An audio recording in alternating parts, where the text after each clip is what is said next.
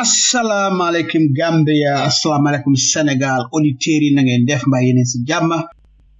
Mbokki Gambia, maa ngi leen nuyu nuyób jàmm, nuyób yërmande, nuyób barke, kilifa diina ak kilifa aada, sunu soppe xarit am di jàmm ak Gambia diaspora. Mag ak ndaw, góor ak jigéen, ak fépp fu waay mën a ne Gambia si biir ak Gambia si biti, ñu ngi leen nuyu yéen ñéppa te bàyyiwun kenn. Mbokk yi di leen fàttalil ne yéen a ngi déglu Freedom Radio ak seeni mbokk Salieu Njie. Bési tey bi dal di tolloog bésub lundi ñaar fukki fan ak ñaar si weeru April atum 2024. comme nan ko gënee xamee rek si kàllaama angale tey la Monday 22nd of April 2024. waxtaani tey bi ay pàcc la. tey di ngeen ñu dégga ñu ngi waxtaanee li nga xam ne mooy xew foofa si Gambia Armed Forces. ndax am na ñu wax ne promotion si nga xam ne moom leen gis bu yaagut li ko waral mooy yëfi tribalism ak political interference. ñaareel bi dineen gestu mbiri sima bi di te ñun ñëpp xam ne li nga xam ne mooy li xew ñaari doomi Gambian tax ba nga xam ne pare neen pour xañ Gambie yépp njëgi simen bu yomba. ñaari doomi Gambian donga ba nga xamee na mbir ma takarnaase na borom moto yi ñi nga xam ne ñoom ñooy simen importer si ñu dal di taxaw fu dëgër wax li nga xam ne mooy leen naxari mujanteel ba Gambia government nguuri Gambia dal di dellu gannaaw boobu tam dinañ ko waxtaanee. ñetteel bi Minister of Interior IGP Abdoulaye Sanyang dégg ne yaram bi daa xala naxari si jamono yi ba nekkut Gambia mu ngi dem faju ji dinañ si gestu tamit. ñeneenteel bi samedi bi ñu passé barki démba samedi bi ñu jox gannaaw barki démba président Bassirou Diomaye Faye gane si woon na Gambia. dinañ gestu gane gi nga xam ne moom la gane Gambia naka la ko ñi ñi gisee digganteem ak président Barrow ndax nuru na luy neex am déet seen body language si lan mooy si sunuy jàngat lii yépp dinañ ko waxtaanee tey. mbokk yi ki ñuy waxtaanal du kenn ku dul Sulayman Ben Suwareh mi ngeen xam ba ndoog duma def ludut dal di ànd ak yéen ñu dal di dem jëli Sulayman ñu ngi lay nuyu di la sant di la gërëm as always dal di la dalalat fi ci Freedom Mail rek nga dal di nuyu wante sun auditeurs yi bala ñu tambali waxtaan bi. Maaleykum salaam Alhaji Salou jërëjëf again si invite bi on Freedom Radio pour waxtaan mbir yoo xam ne ñu nekk réewi Gambia pour faram fàcce ko pour waxtaan ko pour xool solutions pour dax lépp loo xam ne seytaane lay doon pour mun a indi progress si réew mi jërëjëf rawatina tey si topics yoo xam ne yu important la rawatina topic boo njëkk a mention bu ñoo war a waxtaan mbiri di Gambia Armed Forces réeruloo mbir just right now la jot response bu jógee from the Gambia Armed Forces Facebook page bi dina dañoo daaxaw wax boo xam ne ay ndaw su ma ne ay ndaw ay senior officers for that matter ñoo raise seen concerns because suñ nañ waxtaan bi daal indi ko through Open Gambia pour ñu waxtaan ko pour daaxal loo xam ne mun na moo indi disability waaye ñoom def nañ seen response waaye su neexee yàlla nañ si gën a dugg bu baax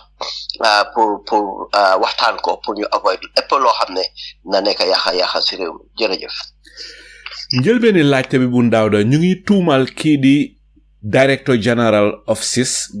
DG Ousmane Sow ñu ngi koy tuumal moom ak Deputy Speaker Salieu Njie ak ki nga xam ne mooy CDS Momar Cham ñu ngi leen a tuumal si loo xam ne li lu daw yaram la bu dee dëgg la ndikte am na ay soldats yu wax ne ñoom daal li ñu gis fi mu nekk mooy political interference ak tribalism xaajaaleeg seen goo xam ne mu ngi sosoo si xeet bi nga bokk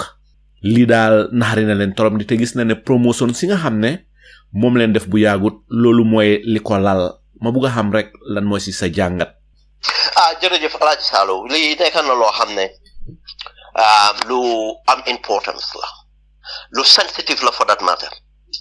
lana tax mu sensitive mooy institution bu mu doon te ñun réeraluñ mbir suñ history ak institution of the Gambia Armed Forces te tam si fuñ toll réerewuñ mbir si mbiri tribalism lu moo def si réew ban pour wax ne ma njëkk a clarify loolu ne man Sulayman Ben Suwareh I am so much responsible te duma jël suma track record mu ngi nii indi open kenn du wax ne I am reckless naa def dara for any other reason apart from measure ko for the greater good alaaji na ma toog am information bi from a very very senior Gambia Armed Forces officer koo xam ne in fact mun naa ne directly moom affecté ko bu ma jotee report bi because of the sensitive nature xalaat naa ko xalaataat ko tuutee des duma ko binda waaye ma ne su ma ko ñàkkee binda bon maa ngi senso suma boppa ba pare maa ngi senso loo xam ne dina irreversible su amee suñ continuer na indi problème te bu boobaa dina feel very responsible for not doing my duty lana tax ma am a platform Open Gambia nekkul ne dama nekk journalist dama ko def because of activist la dama ko def dama toog gis ne the best way to contribute of my experience my knowledge and my contacts mooy pour am a platform boo xam ne dinaa mun a express without censor at mun a effectively hold system si accountable dégg ñëpp xam nañ ne alternative media technically amul Gambia lu bari mu ngi dem on reporting ko moo tax ma am this platform moo tax du ma ko jël laay waaye bu ma ko jotee toog bu ma rek dem binda luñ ma wax jokkoo naa si nit ñu nekk in active service very senior people in very strategic positions ma jànkuwante si people ñu ma respect trop ñu yoo xam ne they are no more in active service who have served in very senior positions in the Gambia Armed Forces ma waxtaan ko ñoom benn set and in fact lu bari dama am pour génne ko because of the sensitive nature but another bit tam mooy ne am na loo xam ne sax dama ko teg pour génne certain things because of bañ naa sax ñu foog ne ndi am na di details yoo xam ne su ko si defoon sax dinañ dem tuumal ñoo xam ne xamuñ si dara xëj na foog ñu ñooñu ñooy wax loolu lépp laa si doon bañ moo tax ma ne lu ma njëkkaa wax mooy ne dama jël due diligence make sure ma publish te alaaji nañ delluwaat to little bit of history bala ñoo dugga si wax bi ndi ku foog ne lii du dëgga lii du luy sos la because of seen alligé xaw ma di nga ñëw si ñoom lu ñu wax ba di ko jéem a bañ dine could risque gontul mais bugga ne dañ disgruntled wala di demee noonu ñoo ko tax gis nga the same thing lañ dee def suñ paree rek buga indi bañ responsibility rek ne waa kooku bi dafa discontrol Ben Suwareh amul lu moo discontrol Ben Suwareh amul lu moo ut réewi Gambia te amu ko Ben Suwareh amul lu mu soxla réewi government ni Gambia amen tax ba muy waa def loo xam ne da ko si du noonu it's not my nature duma ko def soxlu ma si dara nekkaatuma xale tolluma foo xam ne du ma sol uniforme ñaanum ko yàlla war a toog benn xalaat war a sol uniforme baa ngee ñaan yàlla lu ma des at yu niiw lu ma si desee pour ma retire dem am a peaceful Gambia gis Gambia bu dem kanam loolu la apprécié suma àddina waaye du discontrol for anything now lan tax ma ne ñu delluwaat piece of history the same situation moo develop on towards 1994 alaaji tey naa waxaat fii lu set bu ma jógee Liberia dem ba gis lu nekk si réew mi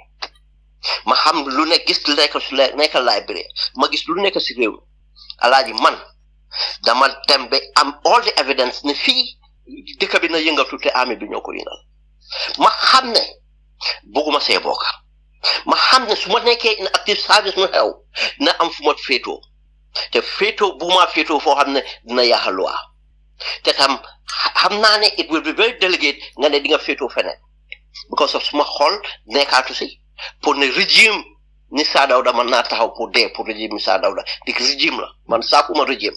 man loolu suma excuse ma bàyyi armed forces bi ma trigger pour bàyyi army bi but pour firndeel ne bu ma bàyyee in 1992 foog nga 1992 youth conference bi in Mansokonko fekk maa ngi nekk youth activist ma taxaw ma hectolum and there's a guy called Kusante Njie Jaañ at kenn Kusante Koka. These people, apart from hectolum, ñetta ñi maa ngi leen identified as PDOIS youths ñoo xam ne ñoo tase woon si conference bi seen name si la fàtte waaye ñoom ñetti waa Banjul lañ Kusante Koka ki nekkoon na UK fii in 1995 maa moom ñu woon London together first name bi la fàtte moom at time foog naa doon practice journalism sax buñ taxawee ñu wax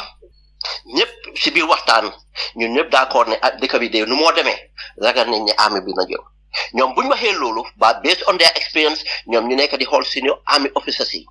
di wax ne diw de mooy laaj diw ma ne leen ne ma taxaw ma ne leen ne bés bu mu amee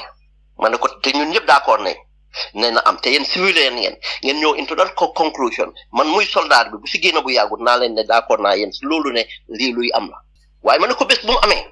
ma ne ku koo jël ma ne ko dina nekk lower the rank of a captain ma ne ko béppee jox ko background ma ne ko ku koo jël su nekkee olof ma ne ko dina nekk lu naxari because of na am counter na am ñu ko counter su nekkee soose na am ñu ko counter ma ne ko nag su nekkee beneen xeet ma ne ko dina likely succeed te du am counter te yëpp dama am suma reason waaye ma wax ne ku ko jël dafa nekk under the rank of a captain dama am suma reason waaye ma ne ku ko jël du nekk olof wala soose su ko amee dina nekk loo xam ne na naxari because that was the reality on the ground. There was this perception, but a true sense of li nekana politicized security sector bi du ma ne armed forces security sector bi and there's a lot of evidence of that before 1994 and moo tax lu xew mu xew bu mu xewee mu xew nu mu xewee te again dinaa reiterate li bëgguma jël lu yàgg si history waaye dafa important naa reiterate li moo tax ñu bari ñu understandut lan la tax Yaya Jammeh nekk ku lead lifin bi xamuñ ko ñu bari foog ne waa naka kii moo ko def kële moo ko def du dëgga the main architect of that coup ñu ko claim yëpp dañoo fen waxuñ dëgga Yaya Jammeh mooy the main architect moo tax soo gisee bon li Edward Singate doon wax bon du dëgga ñoo ñëpp fenkat lañ dañ leen copy dañoo jàmbaar yaa dañ leen copy because of dañ leen manipuler texte coup d'état manipulation la lu ma wax mooy ne dinaa ko franchise du Yaya rek sax moo pare woon ko bi ñeneen a ko lifin Yaya dañ ko jiital boobu moom mu def ko mu nekk ba si boppam moo tax mu indi only junior officers ñoo xam ne moo leen senior nga xam ne suñu demee ba lifin moom mooy nekk di chairman ñeneen ñu si musa bokk yëpp ñu baree si bokkoon Momar Thiam mii si la bokkoon waaye Yaya play na carte bi génnee si Momar Thiam te lu ma ko waxee tam nga dem xool ñan la si def the initial members of the coup Sadibou Haidara There was a good reason Yaya make so sad Bunekasi. Edward Singate, he was binary. Edward Danaka can do Munagis head Simon. You family near by himself, why mixed Christian Kojape. Nakala Chula. Nicola say Naka see key Sabali. Nekuton Gisukunyo sauce, Nekuton sauce. Understand? Haidara. Danaka Siriflan Kojape, Japo won't call sauce. Yinga hall, Yankuba Ture, then cook up in the last minute. Bokuswo. There was an element of pride in this to avoid any counter reactions. Bonbunda, the wonderful Gambia Armed Forces, they have a history of tribalism and political interference. Ndax lolu correct na?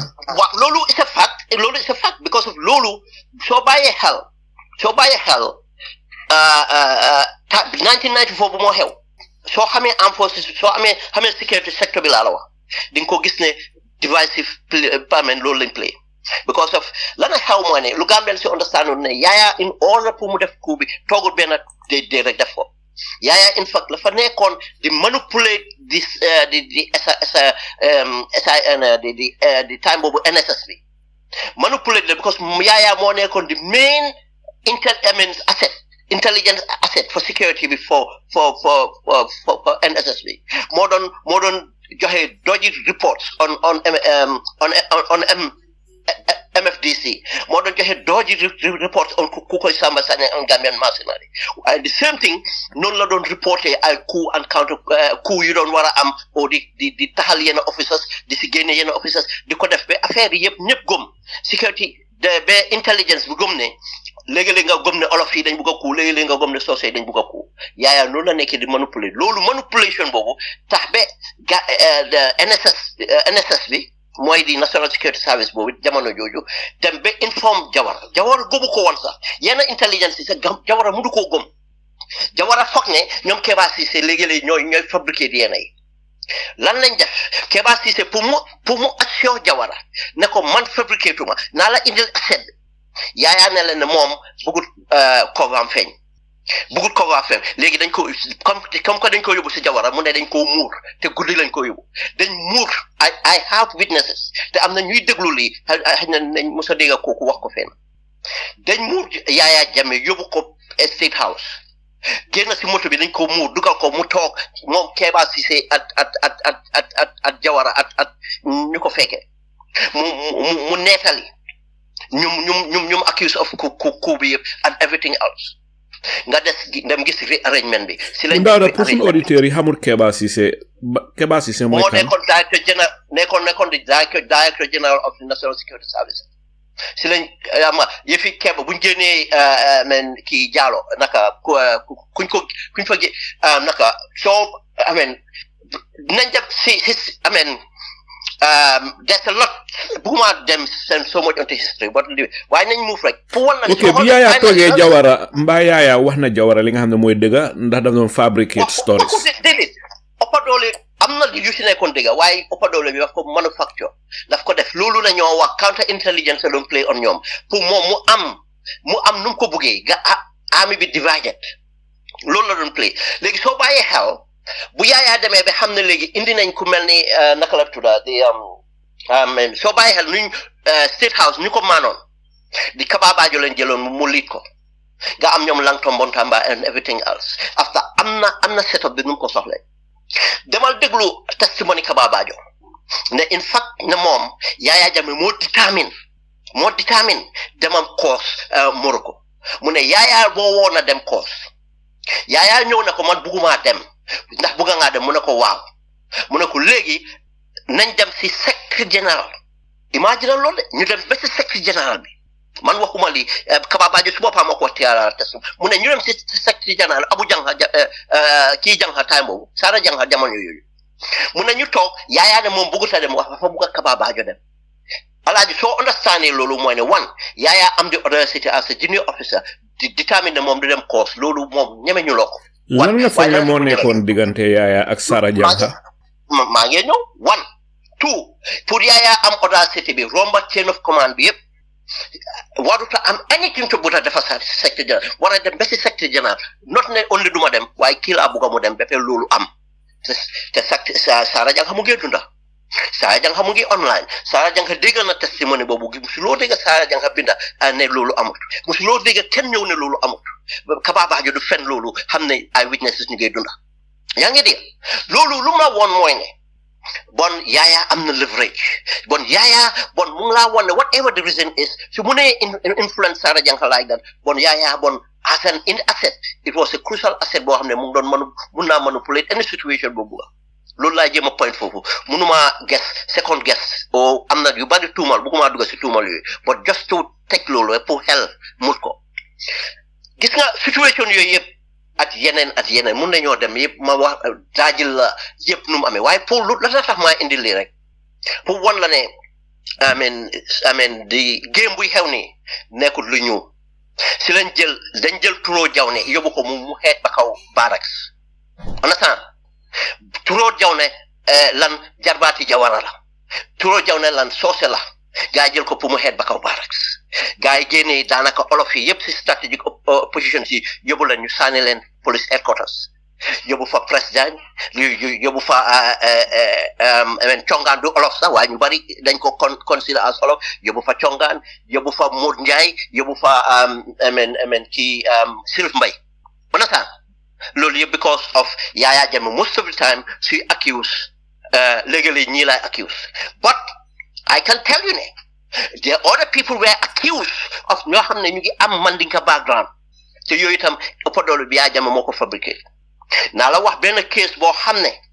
di Maba Diop mu ngi toog nekk time mu nekk defense attaché du ma wax kan moo ko dem confront because of fen Yaya Jammeh kooku am audacity bi jógee State House as officer in charge ku nekkoon in charge State House time boobu dem confront Maba Diop di ko ne dégg naa yéen olof yi li ngeen bugg a def waaye ñu ngi leen a xaar li la ñoo def. te loolu yëpp dafa nekkoon lu Yaya tooga gomloo ko gaay on ata manu te fekk du woon dëgg léegi most of it du dëgg dina am léegi-léeg mu am xam nga léegi disgruntledness am nit wax dara or something like that waaye fekk amount to conspiracy but moom mooy yokk loolu to conspiracy ba pare in fact dafa nekk fekk moom si boppam mu ngi naka xam nga counter intelligence loolu dafa nekk moom dafa am way of influencing ñooñu tam seen behavior on ça loolu la manipulate information boobu la manipulation boobu tax Gambia security sector bi react to intelligence boobu rearrange security bi and léegi buñ ko rearrange pour ñoom pour balance ko luñ def lañ ko tribalize balance boobu loolu la indi Nigerian si nag lu mu jox opportunity to Yaya to plan it in a way boo xam ne moom tam dina indi loo xam ne du mun a am reaction boo xam ne people will be threatened of their ethnic representation loolu la def du tëng xal loolu foofu rek. waaw fi mu nekk xaaral bala ñu continuer bu ndaaw da ñu may apply Sanyang rek apply naka nga jàngatee li nga xam ne moom la fi bu ndaaw da wax mun ngaa génnee mute bi apply. Assalamualaikum. Alay Salieu Njie. Waalaikum salam. Ablay. Good to have you, sir. Thank you as usual. Alay Salieu kontaan na Gambia kay moom it's nice to review. maa gis sa posting bi. Ben is a veteran. He is well archive of happenings of yesterday. Gambia really we need to educate our young ones of the past so that we can shape the tomorrow coming. Gambia lii la ñàkk ñëpp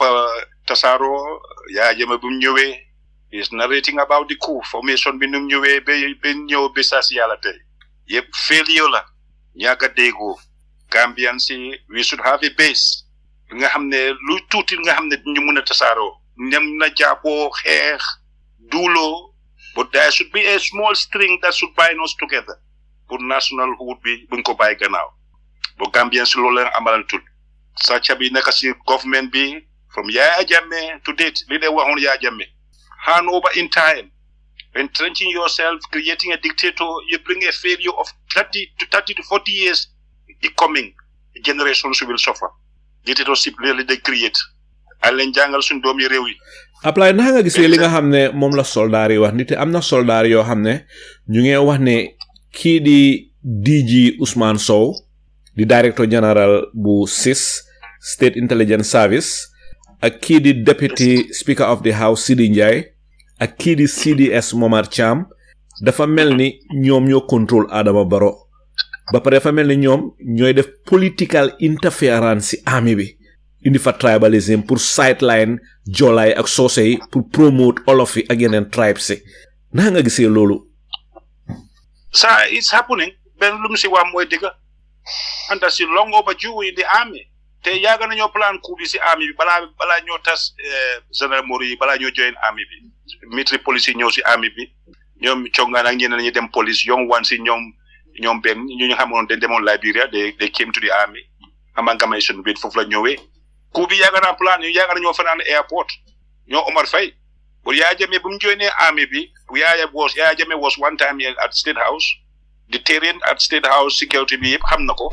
te yu fa nek boyam ya ñoo lan tombon tamba turo jawde rek la du déggo bo ñoo lan tombon yépp boyam lañ ñew ci ki wa ci nema ñu Moussa Jammeh yépp boyam lañ so ku bi non lañ ko plané ñoo Moussa Jammeh man mit na ñoom Mariam Mungu wa alay kanté mo nekon spokesman bi te ñu ami headquarters ñu naka informant ci ñu yépp ci play hand that's the truth ben jumla analyse ni mo ci nekk ya jëm bi mu ñëwé influence bobu la am ci kaw officer ci ñoo Momar Thiam yépp dañ dem bi last minute ñu back out xam nga la tax ñu back out yes sir behind the scenes ya jame friend threaten ñom tapet lañ good tapet lañ ya jame friend ñom ñoo leen dem arrest ji tapet lañ ben soné ya jame friend threaten naka la leen threatené Alaaji moo tax ma ne la gis nga xam nga yow xam nga ne man naka duma support lu yaa jame def but nit ki da nga wax lu am jame xëy dina wax so he might not sound eloquent but jame su ñëwee to natural intelligence moo gën a intelligence all those people jame ñeme ñu de but he knows how to intimidate people jame knows how to get things done loolu la doon def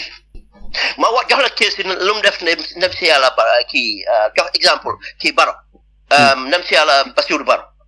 la fa dem moo tax ma ne la ñoom Edward yi ma yaaya manipulé la fa dem wax Edward pour mu dem threaten Bassirou Baro ne ko xam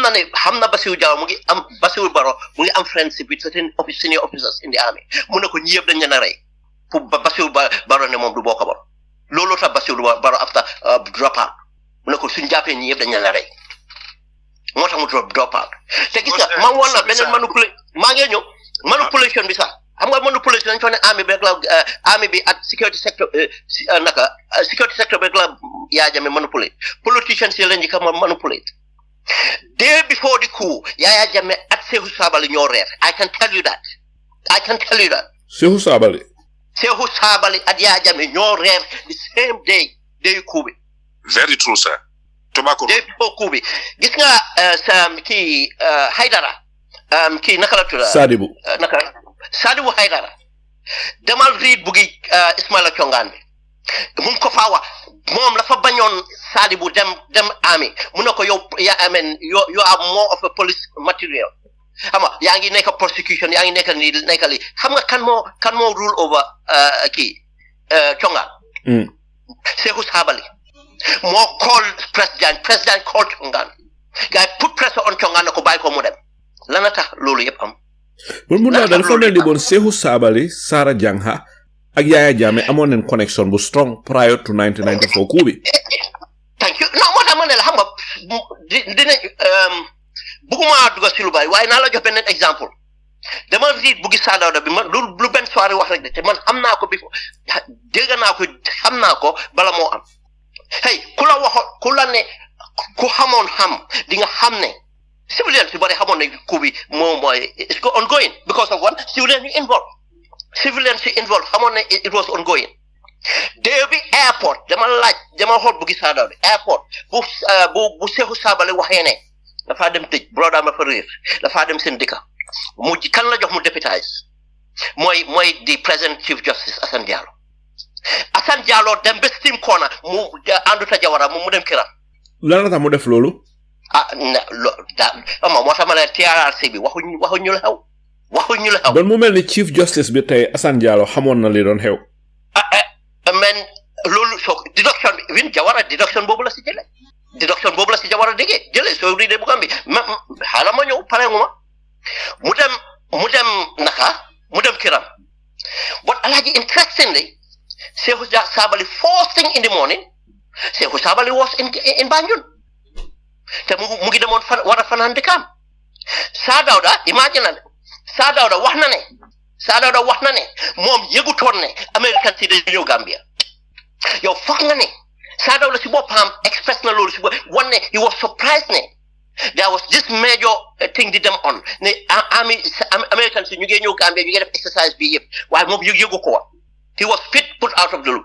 Saa Dawda ne te bu mu amee suba soosu moom Sekou Sabally was already in his office earlier than ever now Saa Dawda toog gars yi ñëw brief ko ak ñoom Keba Cissé ñu brief ko ne ko waa di rumor amoon waaye school ya du digga something like that ñoom Keba Cissé dañ fa génn rek amul 2 minutes ADCM bi captain Gassama ñëw na ko saa Americans yaa ngi fi ñu ne there's a coup going on you need to go Americans yi Jawara invited leen already Americans yi génnee nañ family Jawara yëpp dugal nañ leen si moto yëpp taaw dem ooy Jawara waaw bu ndaw da xanaa bon Americans si den involve woon si lii because ñoom naka la gaay di ñëwee rek schedule doon moo tax ma ne la dara waxuñ ko si TRRC bi yes ama in fact another point am mooy ne last minute up to the last day lañ toog rek dégg na exercise dafa nekk si bridge dafa involve si bridge yu Banjul bi loolu is unheard of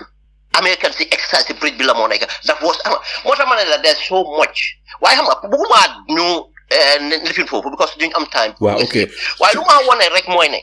one soo gisee may wax man Ben Suwareh soo gisee ma bàyyi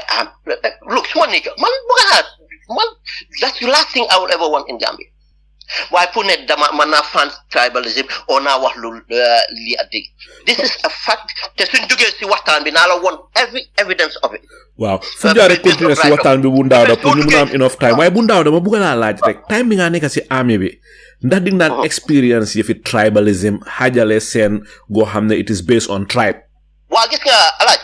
no the point of here gis nga naturally Gambian bi is not tribalist lu ma miin suñ diggante ñu ne neen doone poli dañ bañ sosé dañ bañ poli joolaay no in fact kal yaay ba fa nekk yooyu waaye xam nga politicians ñoo de indi tribalism into institution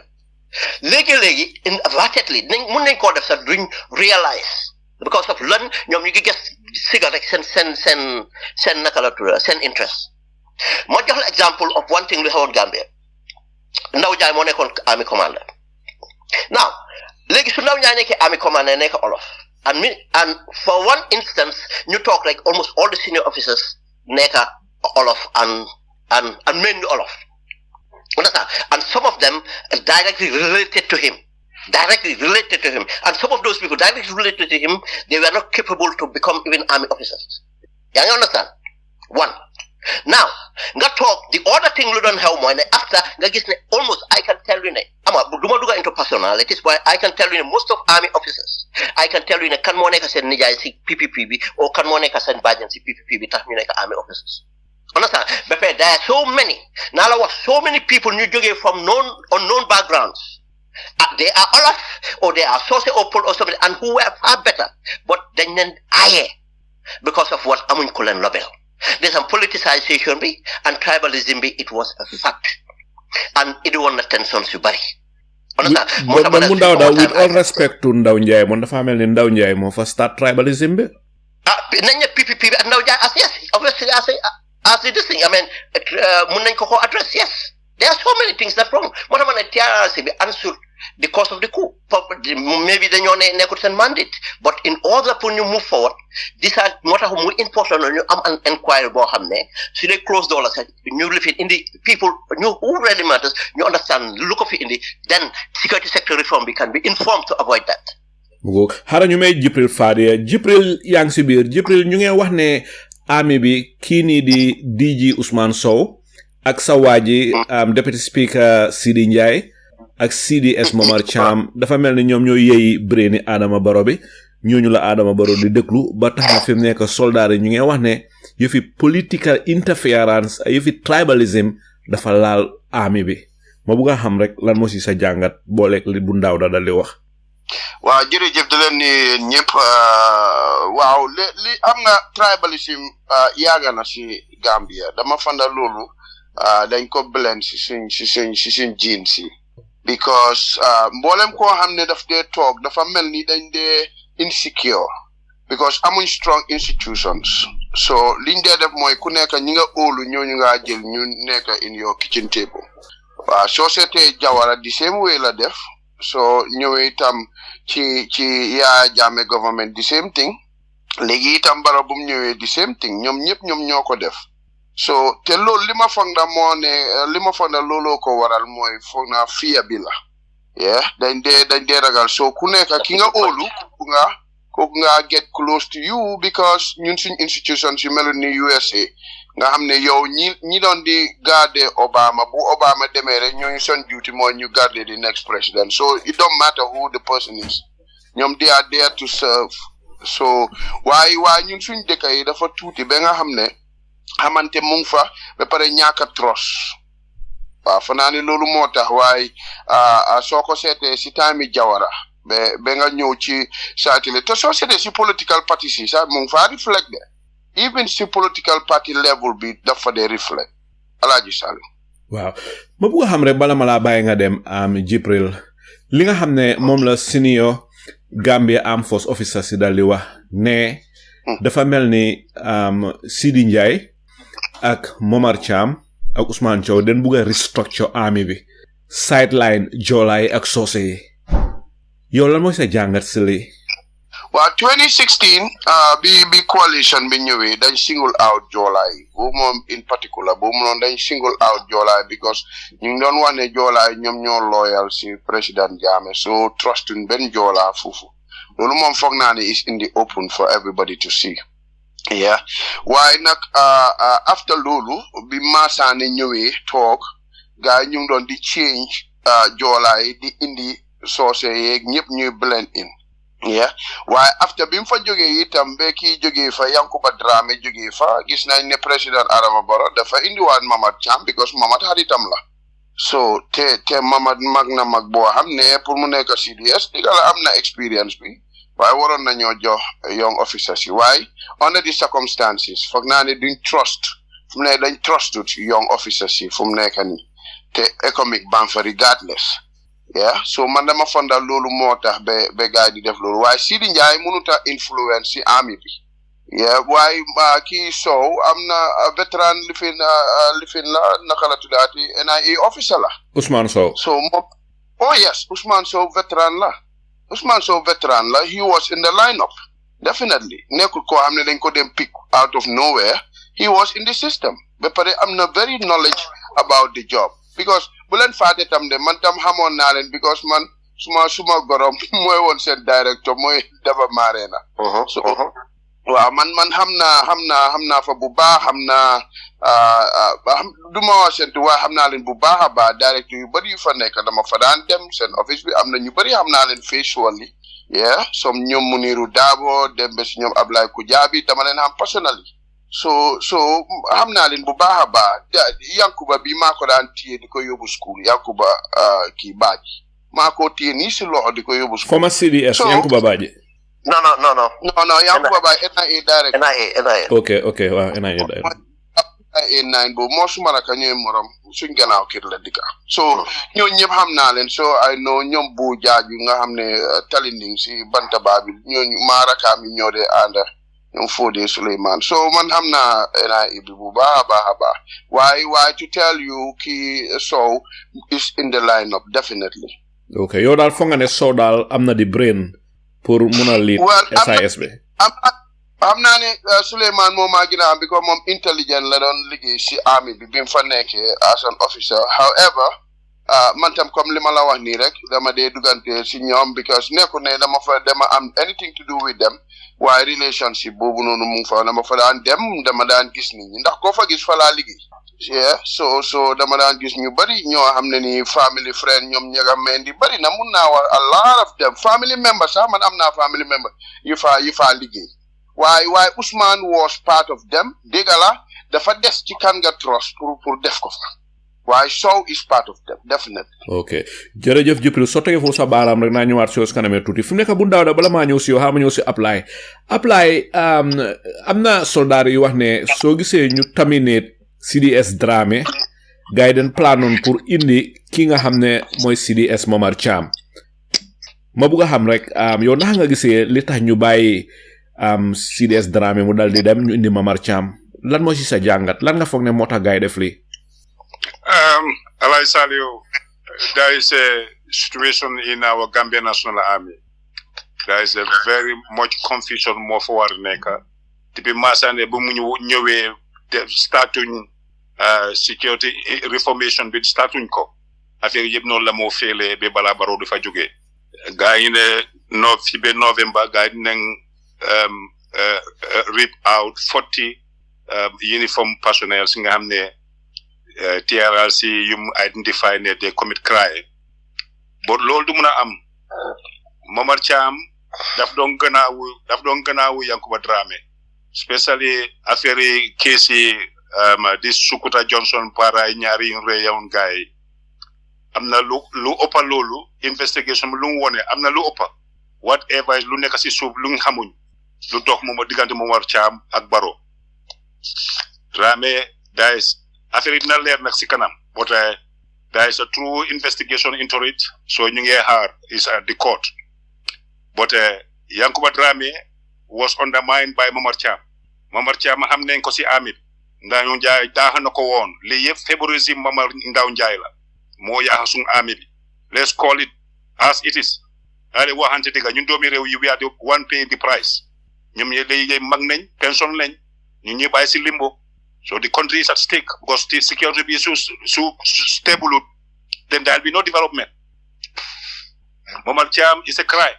Momar Cham dem nañ ko bi daax ko ci army because of the jasun rason bi. Momar Cham moo doon undermine Yankuba Dramé all based on politics. Dem nañ bi xam Momar Cham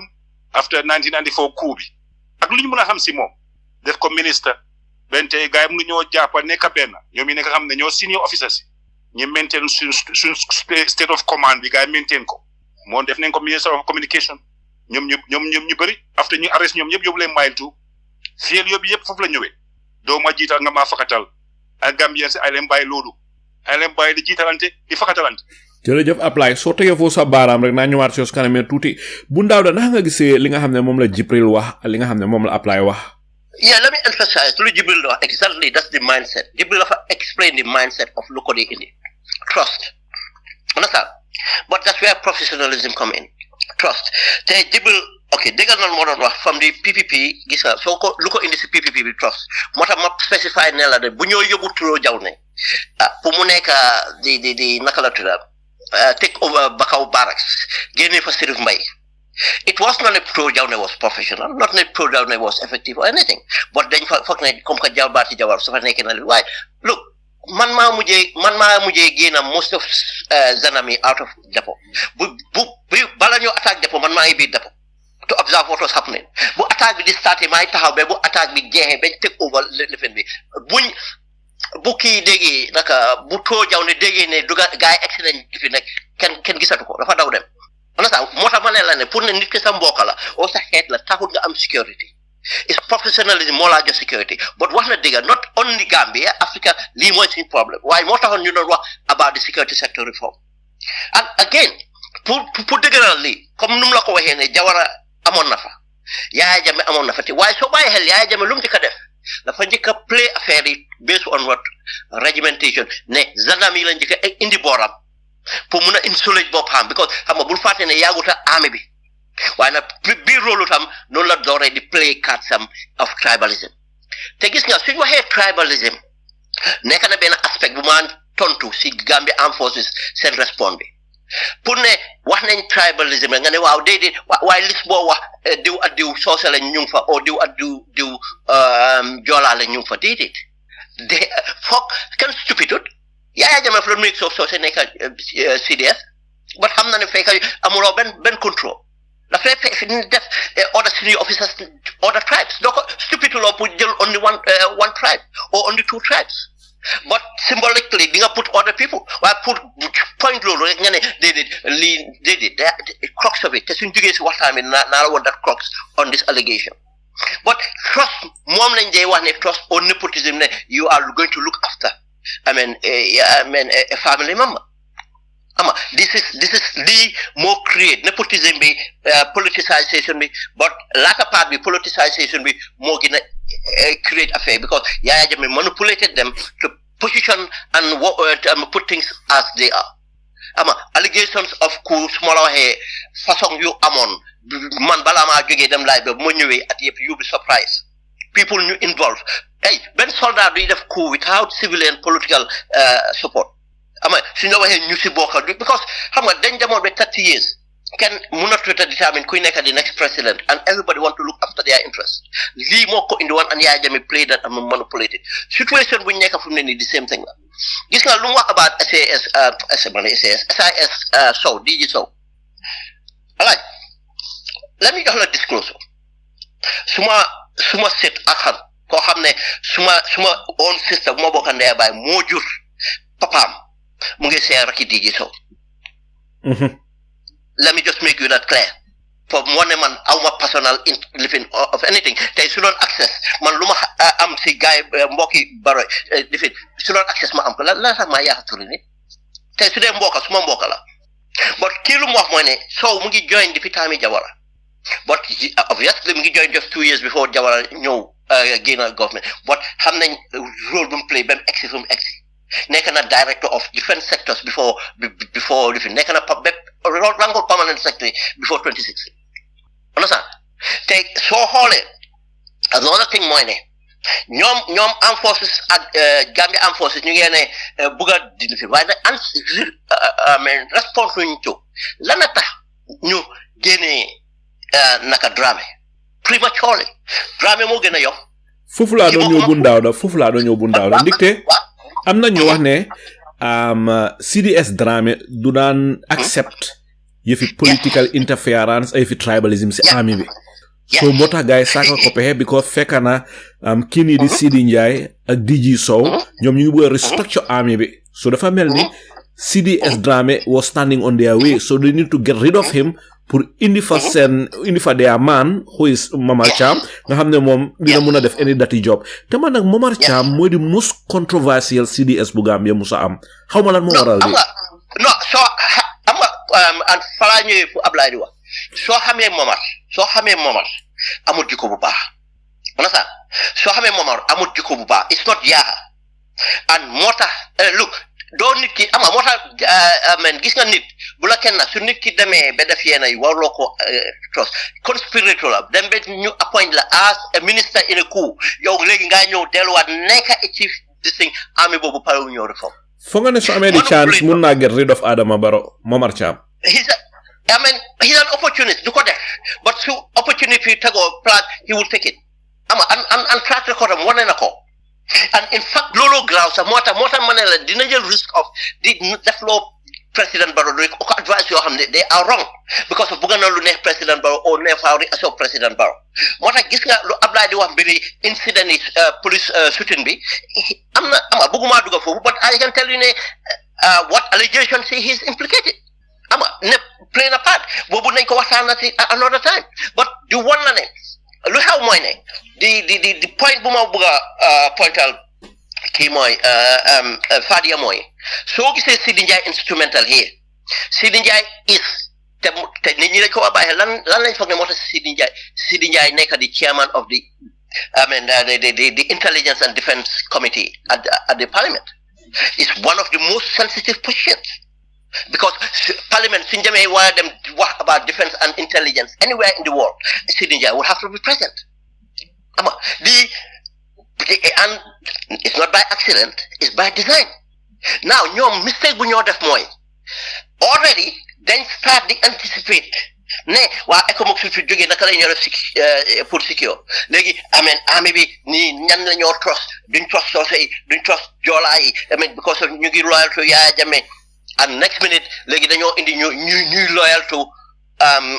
ñuy loyal to President Barrow by virtue of it nga moo tax nga gis promotion si the way they are tokenist di nga gis tokenist representation there waaye gis nga moo tax man buñ ne dañoo indi Massa ani Kinte Dakar la buñ nekkee Dakar la wax de impasse bi si la gars yi doo di kuruko ma génna make my position ne leen ne it's going to be the wrong thing to do ñu accuse ma tribalism accuse ma yëpp ñoo xam ne musuma accuse tribalism si toogum waaye toog rek because of wax naa Masane Kite rek wala ñu ne dafa am ñu ma bëggal liggéey moo tax maay ak déedéet te suma principle mooy ne Masane was already compromised because of as the in charge lu bari xew na ronam te def solve ko then he's waaye ma ne leen ne nañ take suñ time and study and bring in a committee boo xam ne ñooy put a metrics bi mooy dimbale to make sure ne ñu ngi do things fairly gis nga before Jawara 1994 I can tell you one of the things we identify when tribalism dafa sensitive in Africa ba nga xam ne soo amee institution da nga ko war a manage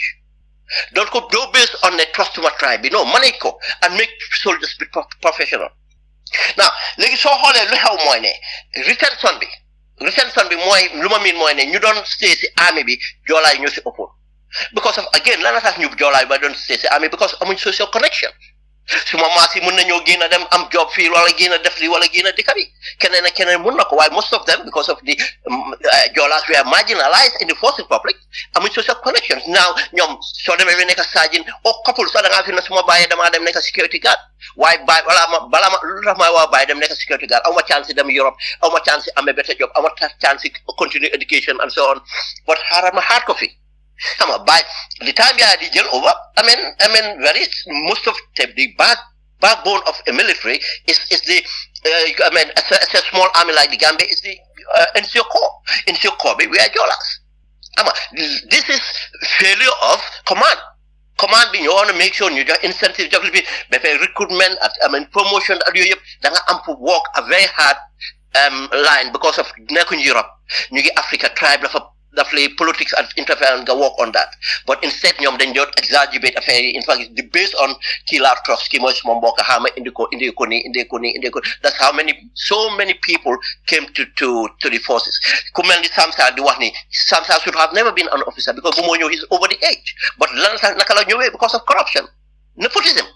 xam nga and people might say tribalism xam nga lii mooy fact bi and foofu lañ nekk right now these three people lan lañ nekk di def gis nga Sow moo gën a stratégique moo gën a Barrow moom la gën a óolu moo tax ma ne la gisuloo effect bu moo effect cabinet change bi sax fa xaar Sow ba mu recover ñëw and luñ def mooy ne soo xoolee di security advisor Abu Jang Sow moo ko indi frère ni Abu Jang la da nga understand soo gisee di defense minister Sow moo ko indi moo tax mu nekk defense minister Serigne Modou Ndiaye relationship they have Serigne Modou nga xool ñoom ñetta and then that's why they doing these things di foog ne ñoom ñu ngi koo def pour defend Barrow or su Barrow demee ne ñoom nag tax ñu continuer am leverage to control the army waaw bu ndaw dama bëgg laa laaj rek su fekkee ne DG Ousmane Sow Barrow óolu na ko ba nga xam ne Barrow du mun a def lu bari te laaju ko waaye on the other hand moom DG Sow mu ngi jël ñi nga xam ne ñooy close associates sami di leen def in strategic position foog nga ne Ousmane Sow mu ngi saaf di Gambia government well foog nga ne mu ngi saaf Barrow well fooguloo ne interest am la saafaale tamit non gis nga alaaji moo that's where the problem gis nga loolu problème boobu la Macky Sall am gis nga nit ki du nekk ku laa wax loo bugga loo dëgga te nit ki foog mu professional mindset am laa wax de comme lu Fadia moo ne mindset bi pour ñoom trust this is the way you deal with it then indil counterbalance mooy indil bon bi yeneen xeet or counterbalance indil ñoo xam ñoo did it alaaji foog nga am a structure da ngaa put a structure part of lan moo di avoid ko mooy da ngaa indi counterbalance forces based on tribe dafa based on their professionalism how they relate ba pare another thing lu ko indi mooy location what location do you put them yan forces ñooy nekk at the North Bank ñan ñooy nekk at the South Bank ñan ñooy nekk around the part of that Yaya Jammeh defoon na ko waaye ba tey mu ko based on loyalty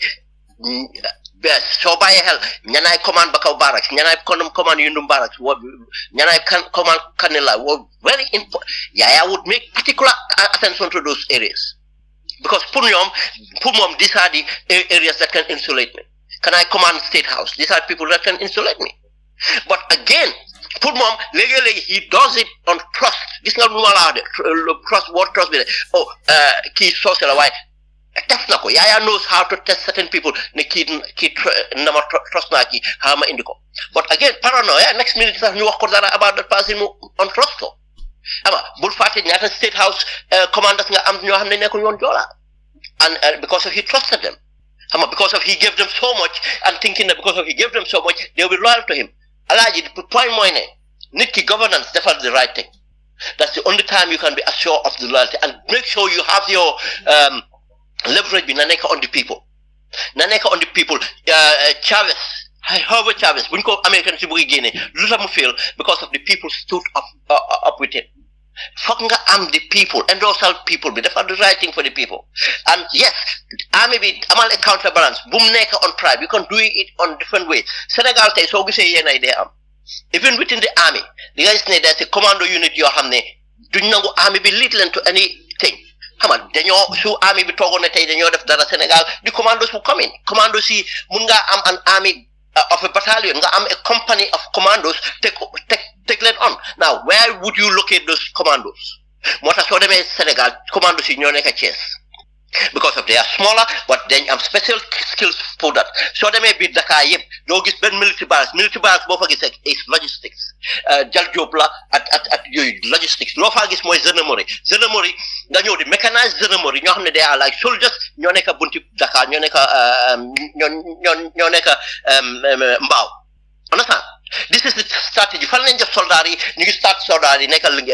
from Saloum nekk boori Kaolack lañ start and other places but again yaa ngi am beneen form of soldat ñu ñoo ooyee di navy bi ñu ngi beneen boor now di nga gis ne in order to anybody to do anything da nga am pour consolidate on all this because of every force am na what it takes to stall you te suñ la stallee am nañ what it takes bon pour nga fail now yow su lu anything su nekkee yeneen safety mechanism yëpp génn na last thing pour nga act di nga xalaat ne man kenn de mënoo army bi mënu koo def alone gendarme bi mënu koo def alone the naka la tudda the commandos cannot do it alone marine these are things you put into place waaye doone dama def fii Joola dama def fii Pël dama def fii so c'est déedéet in fact léegi so okay dafa am no moo tax da nga need living but we have to be very careful let it not based on tribe bu ndaw da soo tegee foofu sa loxo rek ñu dem si apply naa nga gisee li nga xam ne moom la bu ndaw da wax ndax am na loo si bugg a comment well moom is mu ñëw jënaa interpreter rek this is the truth of Gambia and Ousmane Sow lu mu wax connection defense minister bi ñu yëpp di same class leen di same school Serigne Modou Njie Ousmane Sow ak Nani Juwara yëpp so Gambia lu ñu wax ne nepotism bi mu ngi play hand in our society right institutions si suñ ko amul rek bente duñ jëna si lii and the local administration then we'll have an independent institutions réew bi lii la ñàkk Adama Barrow foofu la ñu féelee leen doo waxoon Yaya Jammeh go in time don't entrench yourself you are not the only child to rule that country before Adama Barrow ñoo fenal ñu too yu xëpp gis ngeen ne news bi lu moo wax mu ne baajenam moo ko yóbbu Màkka news baa nga jëne Sénégal le ñu ne Adama Barrow day kat waxu dëgg yóbbul kenn Màkka waa dégg naa Adama Barrow bi ma wax loolu mooy bi mu toogee Jomaay Faye I wish ne waxutoon loolu ndikte boo yóbboo ñit Màkka loolu dafa war a nekk si sekare man la Adama Barrow lan la man na wax lan la ma wax man Ablaye Sagnang ak tey lu ñoo dunda Gambia si ay leen bàyyante xel ñu waxante dëgg ñuy tànn suñ jiit nga xam ne nañu soxla duñu bàyyi gannaaw Gambia yi musu ñoo am succession naa ko repeat ba balaa Gambien si di jiit seen boppa Gambia bente mënuñoo am succession in this 24th century with this civilization suñu maam yi sax ñooñu jënaa intelligence sax because they were organized kinship bi am na local rulers yi am nañ seen rôle but ni ne civilization bi at this now in this 24th century Gambia bente mënuñoo am how to call it association Adama Barrow di joxe 40 million féeri bi amut léegi Banjul Bara léegi tax bu ñoo am nit ñuy dunda foofu loolu yëpp sodda amuñoo contingency plan dara Gambien si ay lañ eewu si Adama Barrow bi peut-être dina jaxase suñu armée bi Momar Cham of all people ñu soldat yi nekkoon Eco Company loolu la ñu Edward ñu ngi ko doon tocco parce que moom moo nekkoon suñu compagnie commandant bi woon balaa coup bi di nettali ñëpp loolu tax ñoom Sana Sabally mere ko yàlla musal ñu ay njiit nga xam ne dañ nekk naa fexe la jël seen réew mi Sénégal ñu moom our executive is controlled by the foreign forces te ma Ablaye yow bodyguard nga woon military police nga woon suma security network bi di nga si bokka man la loolu la ma waxoon ndekete woo kii Gambia yëpp la moo jam fa army bi yëpp suñ soldat yëpp la moo di our institution bi yëpp la moo jam fa man Ablaye Sagne du man dong de Adama Barrow Gambia yëpp la jam fa suma mbokki Gambia ni li Alaaji Saliou lii dinañ ko nettali army bi daay c'est problème de ñoom Baboucar Sagnang ñoom naka tuwaat sa wasti ne ma jeen ñoom Bunja Dabo ñoo Yaya Dabo senior officers yam fa army commandant bi ak deputy CDS bi niñ ko tànnee naa fexe moo fa dox Ousmane Sow all people suma body la suma school mate la but that boy yàlla dañu ate ñoom na feeñu nag Gambians will account Adama Barrow te all na journalists yi all newspaper institutions yëpp all na gars yi at a meeting at the State House Adama Barrow invite our media news bulletin companies to the State House for a meeting all directors mu leen all meeting from julli korte bi moo Amat Ba mi ne imam yi jël permit mu joxe 40 million mi ne institution yi séddale ko Friday tamit mu invite journalists yi pour ñu ñëw meeting at the State House Adama Barrow lu mu pare lu mu leen wax Adama Barrow pare ngut lu mu sampana ndenda nag Gambians nañ pare Adama Barrow is ready to manipulate all the system du procedure benn APRC o yaa jamee personnel si du procedure kenn soo tege foo sa baaraam ne apply ma dal laaj Jibril naka la gisee li nga wax mu ngoog apply naa ñëwaat si kanamee tuuti Jibril apply nag xoos na la tuuti ñoppati na la tuuti ma bëgg a xam rek lan nga am pour wax si li apply wax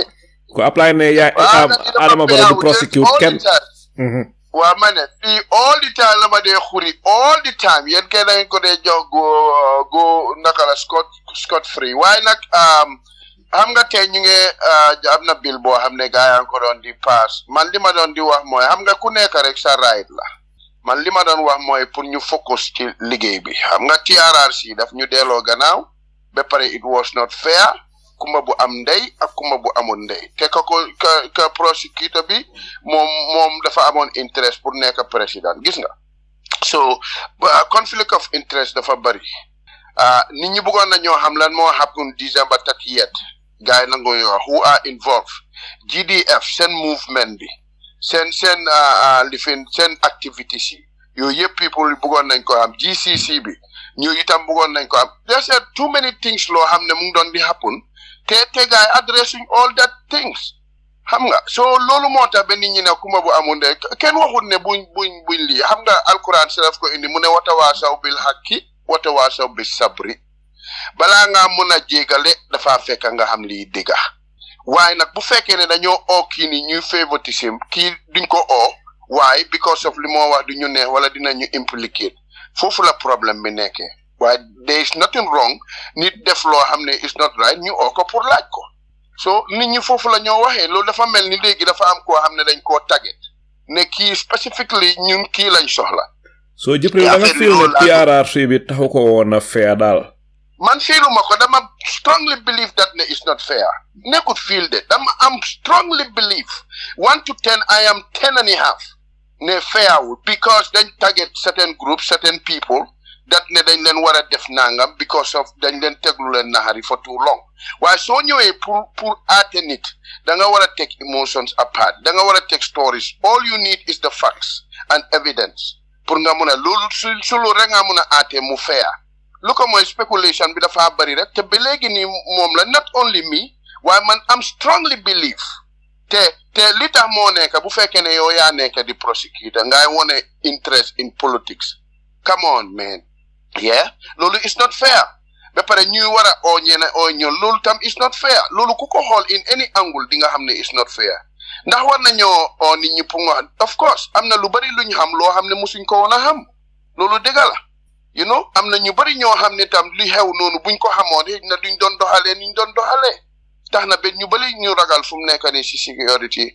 sector bi waaye man li ma foog ndax loolu feyaawut ndax Jawara su fekkee ne dañ bëgg a seet 1981 definitely am na political leaders yoo xam ne sax dañ leen jàppoon for no reasons te after dañ leen bàyyi for no reasons yeah te kii lawyer Ousainou Darboe mi nga xam ne moom moo fa nekk ñu bari moom moo leen taxawal si death row bi ba reyuñ leen waaw am na ñoo xam ne yal na leen yàlla yërëm si waaye loolu yëpp toppaatuñ ko so léegi bu fekkee ne président Jammeh tam wàcc na ñu bugg a toppa ñëpp te fële toppuñ ko xam nga loolu amut consistency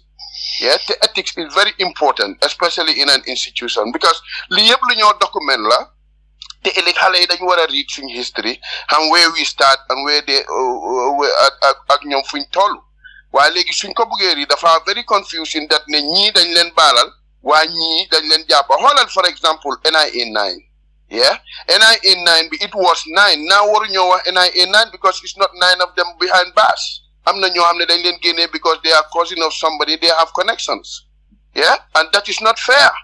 bu fekkee ne dañoo jàpp ñëpp waaye nag ñu ngi ko tuddee NIA 9 but it's not 9 in mile 2 so loolu façon yooyu noonu moo indi problème ci système bi te dañ ko war a fix bu fekkee ne dañ bëgg a digga definitely it's not fair pour ñu ne ñi APRC lañ they were here for 22 years try nañ leen by all means mënuñ leen a génnee eventually génnee nañ leen léegi we have to go after them Alaaji Sall jërëjëf Jibril dinaa ñëwaat si kanamee tuuti bu ndaaw da bala ñoo continuer si beneen laajte bi naka nga gisee li apply ak Jibril wax No, I mean, di ngay wax out of, this thing. Man, dama play, dama bëggoon a concentrate. That's another discussion. Waaw, bon ñu dem si beneen laajte bi.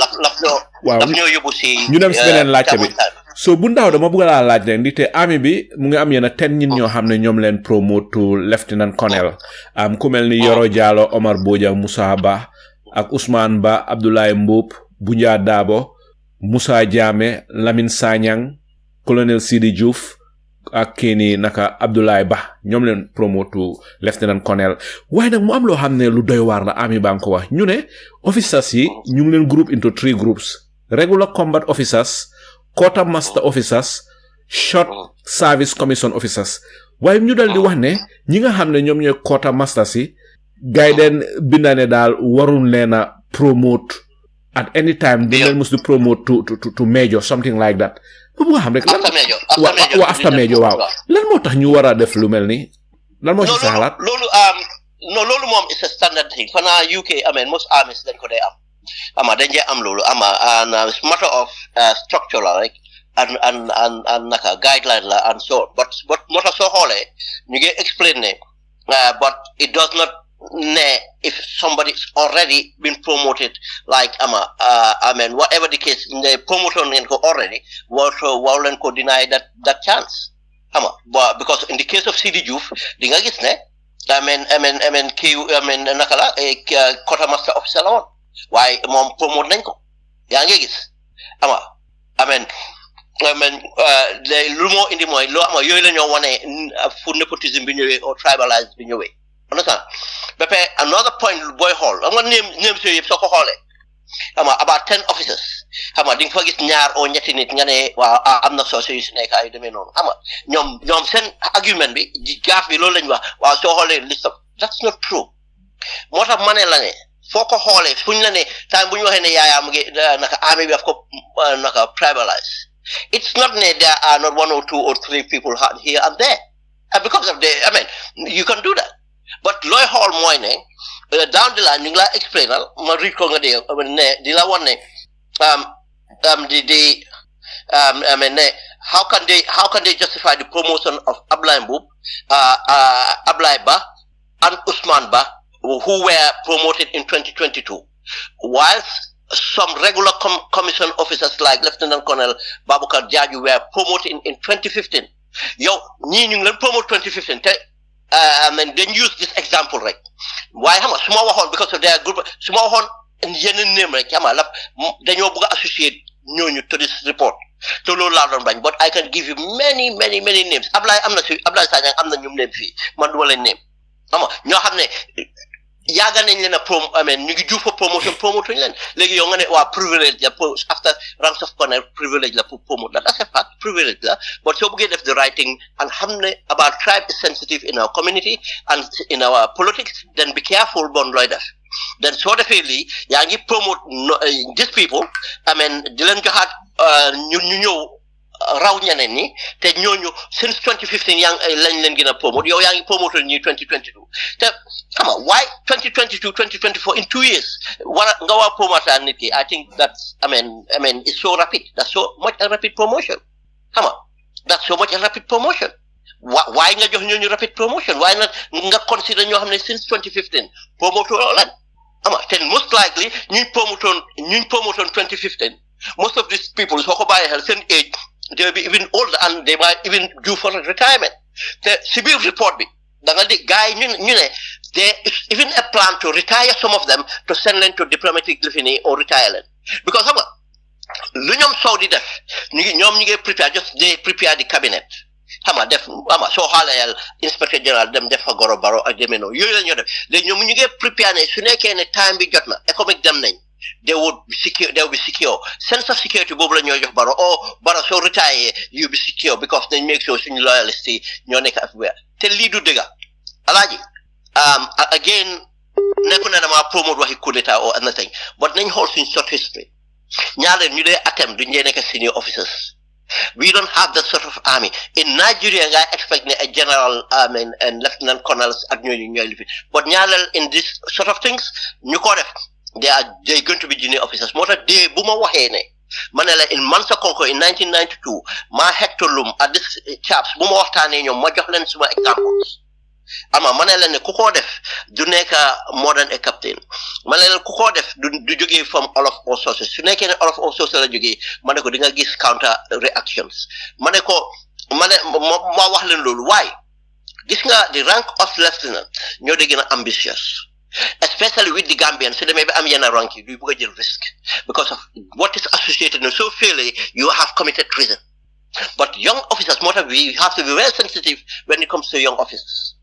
The other thing, the other tribe explain now, Lulu, because they book 94 book I mean, the say hecto Lumamona Smaraka Hamgatinara. Take a no. They got a different why how one at that time, Bumalan Kowa, how one particularly these people in your quarter. But luma def dama analyze situation be based my experience and understanding mota so demé deka ndaw yépp ay Freetown ay Liberia deka ndaw yépp mo dé xew ama even the Ghana legi because of an army advance you don't expect these things to happen ama I mean but Senegal mota you don't expect these things to happen because of the way they advance ama Nigeria it happens because of the entire structures are corrupt and inefficient mota you struggle with the Boko Haram. What Gambia, the security sector reform failed because of the politicization. The politics always reflect on everything we do. In fact, it reflects on our religion, not reflect in our every form of our livelihood, especially in the institutions. The only reason Salieu Njie dem nekk deputy speaker is to be on the defense and intelligence, because Gambians didn't realize how important those areas are. What a Salieu Njie most of it should travel. Salieu Njie travel on basis of the chair. Bum UK here because he was the chair. Bum America because he's the chair of the intelligence and defense. America, Holland, New chair, how powerful they are. UK, Holland, how powerful. Senegal, how powerful they are. Bunda na nafonga ne Salieu Njie amna the background pour chair the pour chair son living the security living be. No, amoko. To be no. At all. But it's a strategic position and you have the eyes and ears of the president. You call it eyes and ears. Then how comes I mean this guy you think it's an accident? It's design. Bundawda mungam lo xamne Gambia armed forces ñu ngi gëna di refute li nga xamne mom la soldier ci binda ne the army is infiltrated by tribalism and politicization. Army bi ñu ko refute yow da nga gisee loolu li nga xam ne moom la army bi wax di refute li nga xam ne moom la boy xam nga Gambia government au institutions yëpp min nañ ko léegi xam nga dañoo nappal duñ bëgg a wax dëgg ante alaaji gis nga man laa la wax de suma interest mooy always Gambia I can tell you that aw ma benn conflicted disi moo tax ragal ma naa tëdd nelaw now ñoom nañ su nekkee ne su ma doon ñoom sax du ma def respond dinaa ko jël as a intelligence dinaa ko jël as a feedback and try to do something but su nekkee ne ñoom ñu ko binda ñu leen command ñoom leen accuse obviously you don't expect them to admit it but man lu maa wax mooy ne The evidence is out there to see. ñoom responding to lanata CDS drame ñu retire ko lanata ñu retire ko 1 2 pour oote nit ki ñoom ama léegi standard la ku binda rek de these people are disgruntled lan laa disgruntled man I have left the army since 92 man su nekkee ne dama bugg dara ala maa la ko wax not ne because man ñëw directly man they have tried intermediaries su la ne dama man in fact bu ñoo nekk Dakar laa la wax suma bu offer nañ ma ticket daan defi suma raka ñëwal I didn't want to be part of these things. ñan ñoo la offer ticket I mean tey ñoo xam ne tey ñoo xam ne tey ñooy control government I mean these people moo tax ma ñu dee control government sax ñu bari they don't even know them.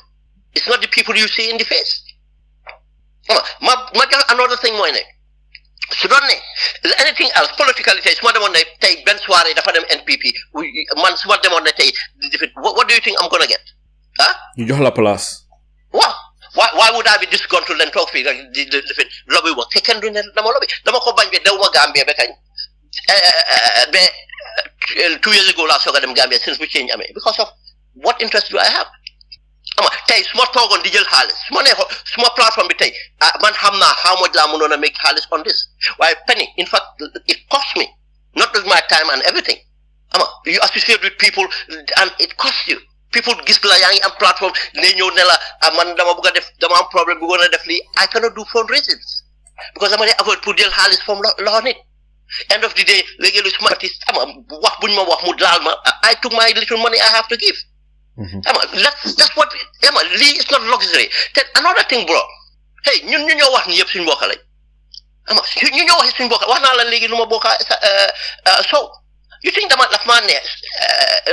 dama bëgg a yaaxa turam or anything you think down the line ndax amul family members yoo xam ne lu maa def neexul leen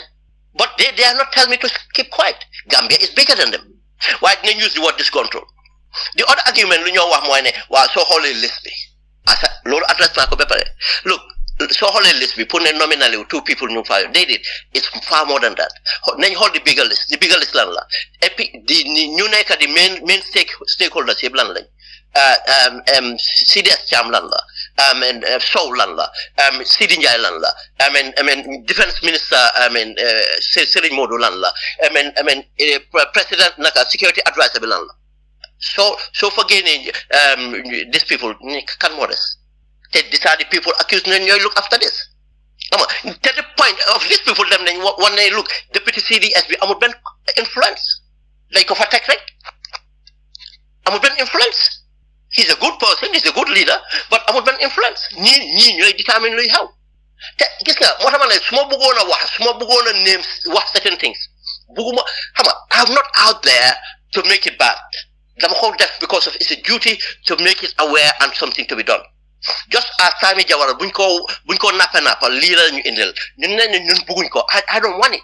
moo tax maa ko def waaye su ma la ne woon bro I could have gone to certain di name certain waaye soo ko defee bon kii diw la ñu dem victimize ñooñu bëgguma loolu but I can tell you times yoo xam ne in fact dañ dem manufacture intelligence di ko feed système bi waaw joolaa yi dañ paree def lii joolaa yi dañ paree def lii and I refuted it to the extent diw ak diw lañ associated with MFDC yooyu yëpp man gis naa intelligence yooyu but I know what I did to fight against those intelligence because they were lies I knew they were lies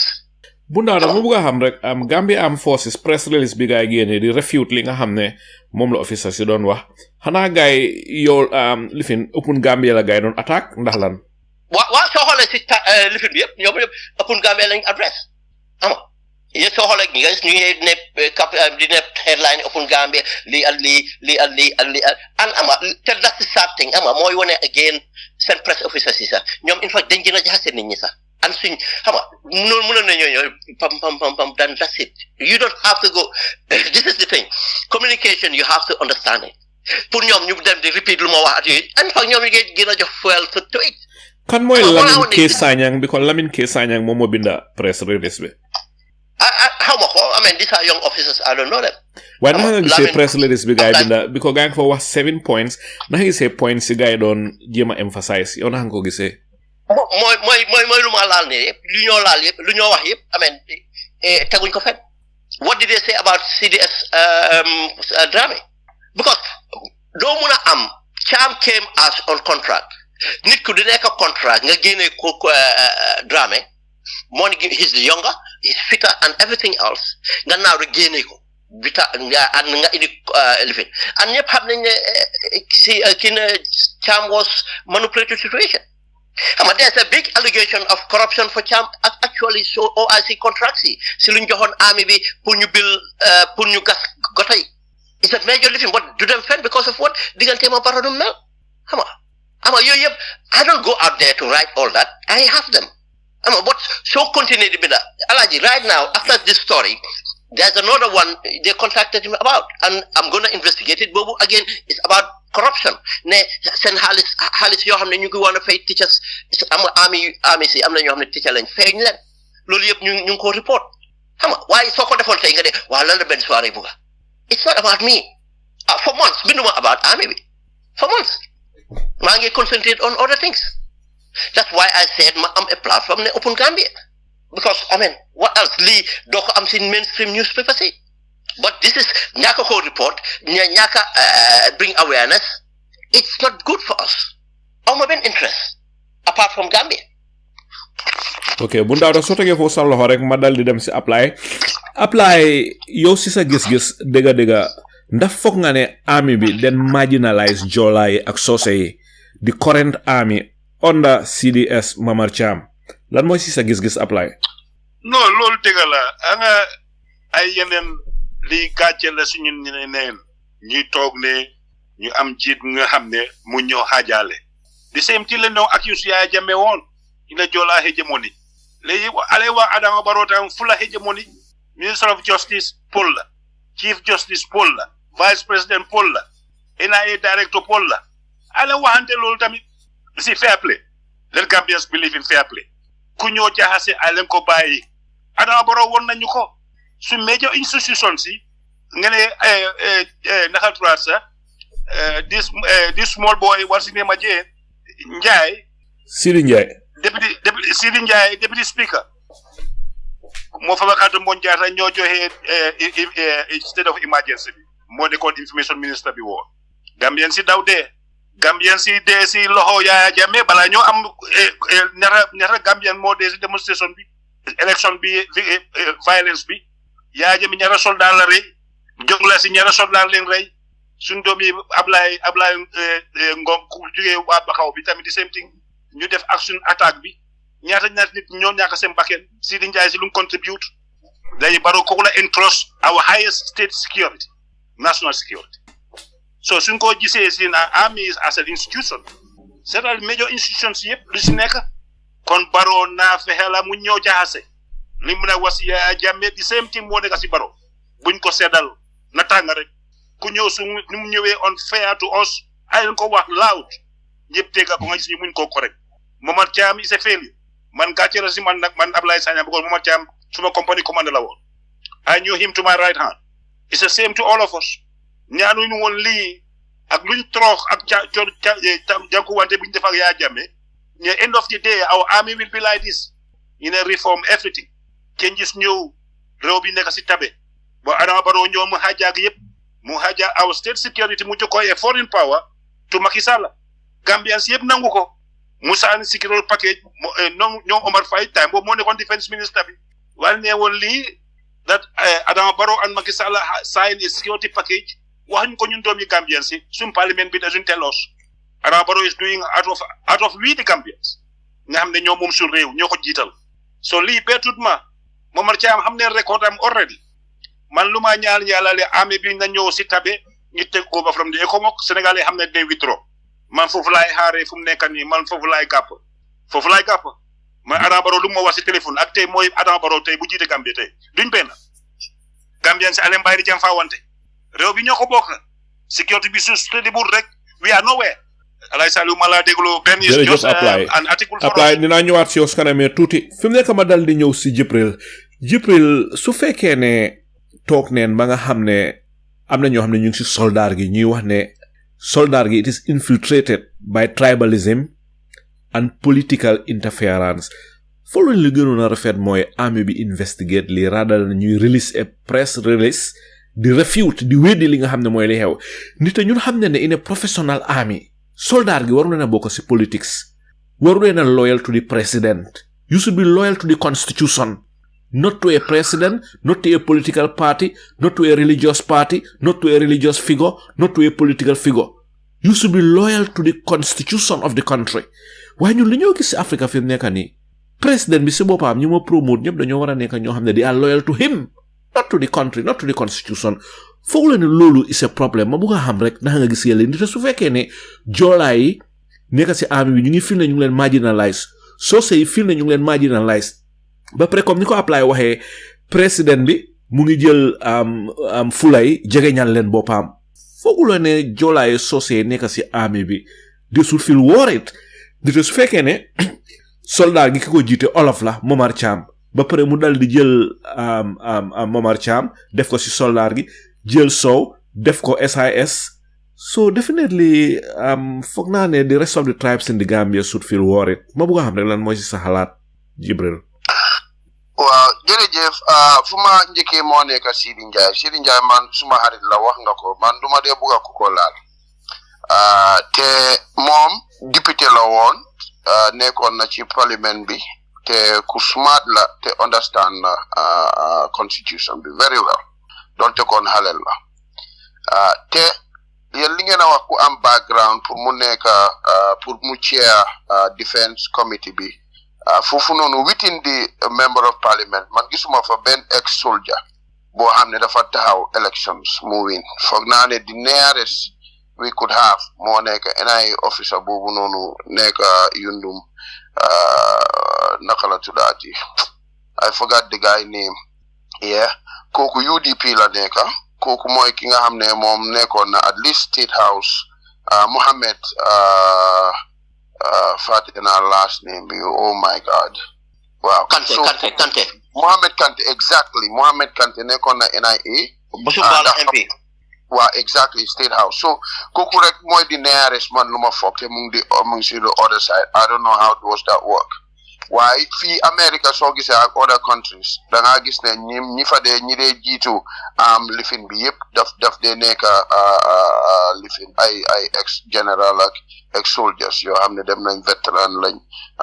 so ñoom lañ ko dee jox ñu ko dee head because ñoom ñoo gën a am experience in that field waaye fu mu nekk nii président bi moom mooy taana comme que constitution bi moo jox that président bi that power loolu ñun mënuñ koo vet because moom mu ngi doxal constitution bee ko empower as an executive pour mu taana ñooñu te dinaa dellu si Ousmane Sow man dama foog ne he's competent because at li benn di wax yëpp ne dem na at the level of permanent secretary SSI la xaw ma ISS du dee nekk ne daf dee yow da ngaa nekk si seen office bi non dañ la dee implant everywhere yeah mun ngaa nekk in agriculture sax waaye ngay dee report yeah so ñoom noonu lañ dee defee seen intelligence pour yow bul ko xam loolu mooy intelligence di nekkul ne ñi ngeen a gis ñuy dugga NIA si office bi rek ñooñu non am na ñi nga tasel si marché bi wala ngénte yeeg yooyu wala si gaamo yi sax mun naa am loolu yow noonu ngaa ne bi ko fi nit ñi di dajaloo yow foofu ngaa mun a amee information so ñeneen ñi mun nañoo bañ a ñëw sax ngaa jëm di leen fekki yeah te ñi ngay am seen salary te doo leen gis si office bi sax it na buñ fa dañoo ne damaa seeti suma nijaay depuis que foofu laa liggéey waaye benn soirée xam naa di ma baaral maa ngi leen a wàcca waaye noonu la intelligence day work yow foo ko foogeewut no why the point for I understand moom waxuma ne amul competence I mean man dama ne role bu mu nekk di play waxuma ne amul competence another thing agree naa loo wax ne amul kenn ku am that service background in parliament apart from Mohammed Kante why again not only in the context of Gambia I mean there are far more experienced people like Swabi Ture PDIS someone like that would have been more objective more gonna mature and so on and would have done a better job why luma waxtam fofu tam moy ne Sidi Njie is a smart guy he makes sure he's there to occupy that position to advance wherever he wants to advance man non la ko criticize wow okay ba pare team bitam Serigne Modou ak nga am Serigne Modou am Ousmane Sow man ak naka la Jeng man dama foog ndax loolu is good it's good for the fact that ne yow da nga need ñoo xam ne team player la ñoo nekk so bugulo set sa security ñu nekk rivals. Yeah, it should be based on competence rather than based on teammates. Nita yefi nguur la.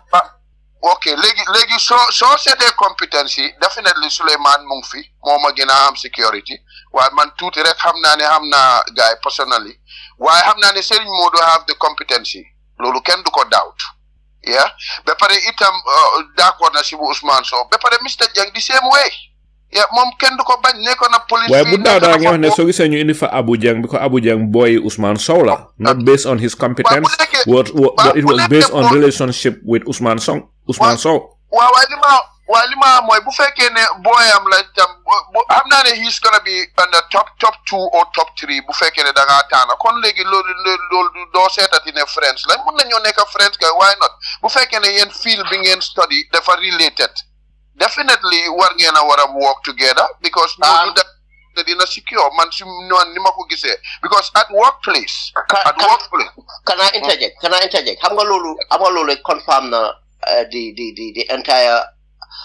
context of the allegations. Moine is based on nepotism and tribalism and politicization. Because competence is not only defined by qualifications to do a job, but how he is going to do it. Tesuneke ne yo danga hol Gambia no more at the pool. So then 100 Gambians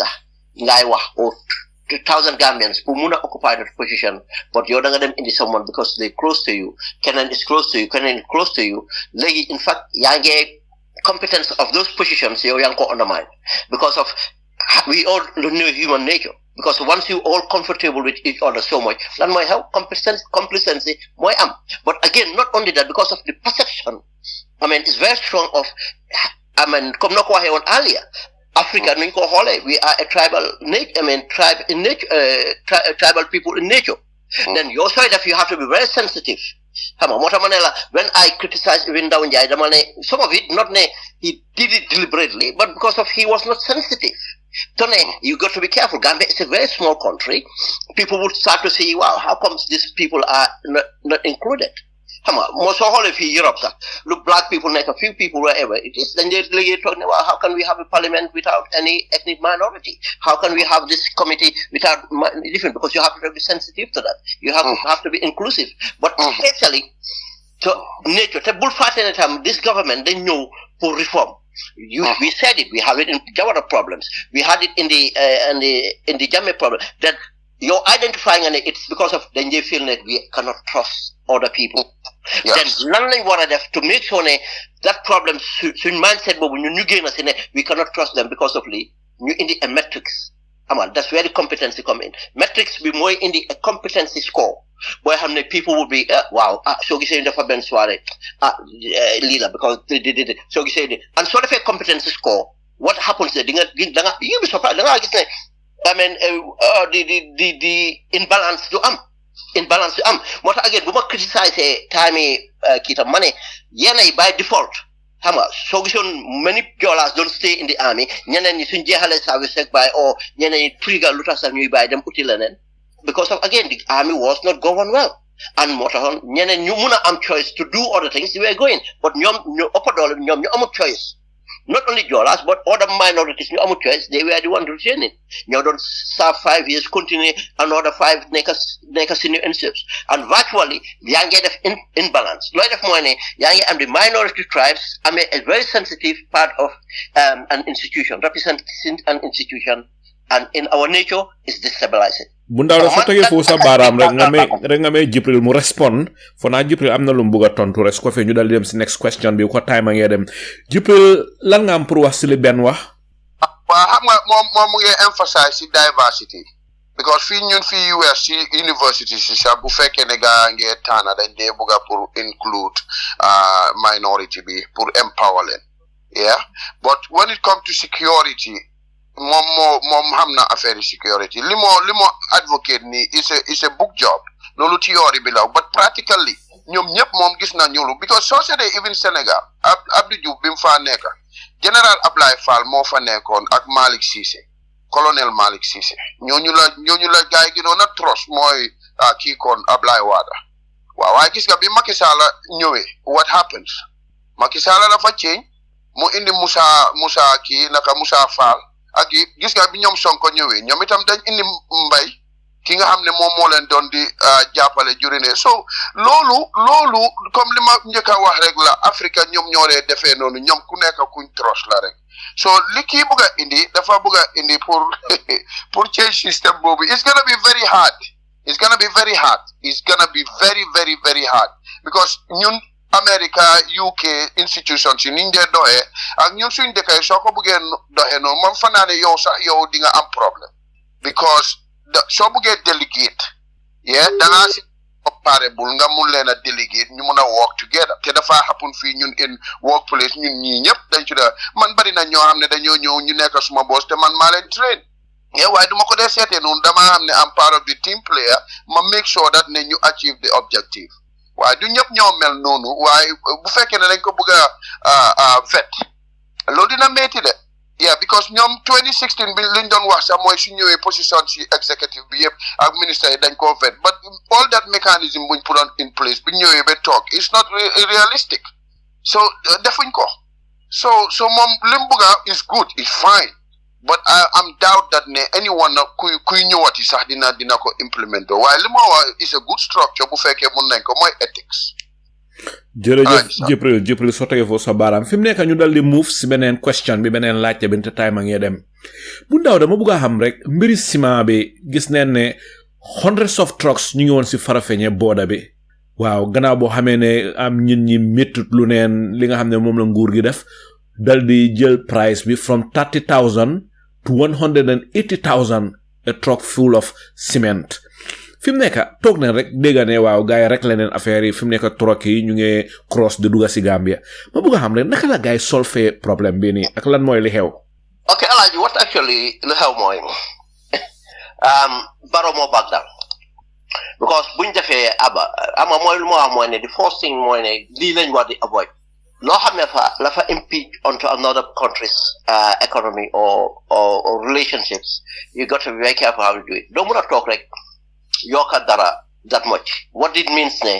yow yokkuloo ko because da nga soxla revenue yow da nga ko yokka because da nga bëgg a stop that sector of business bu mu operate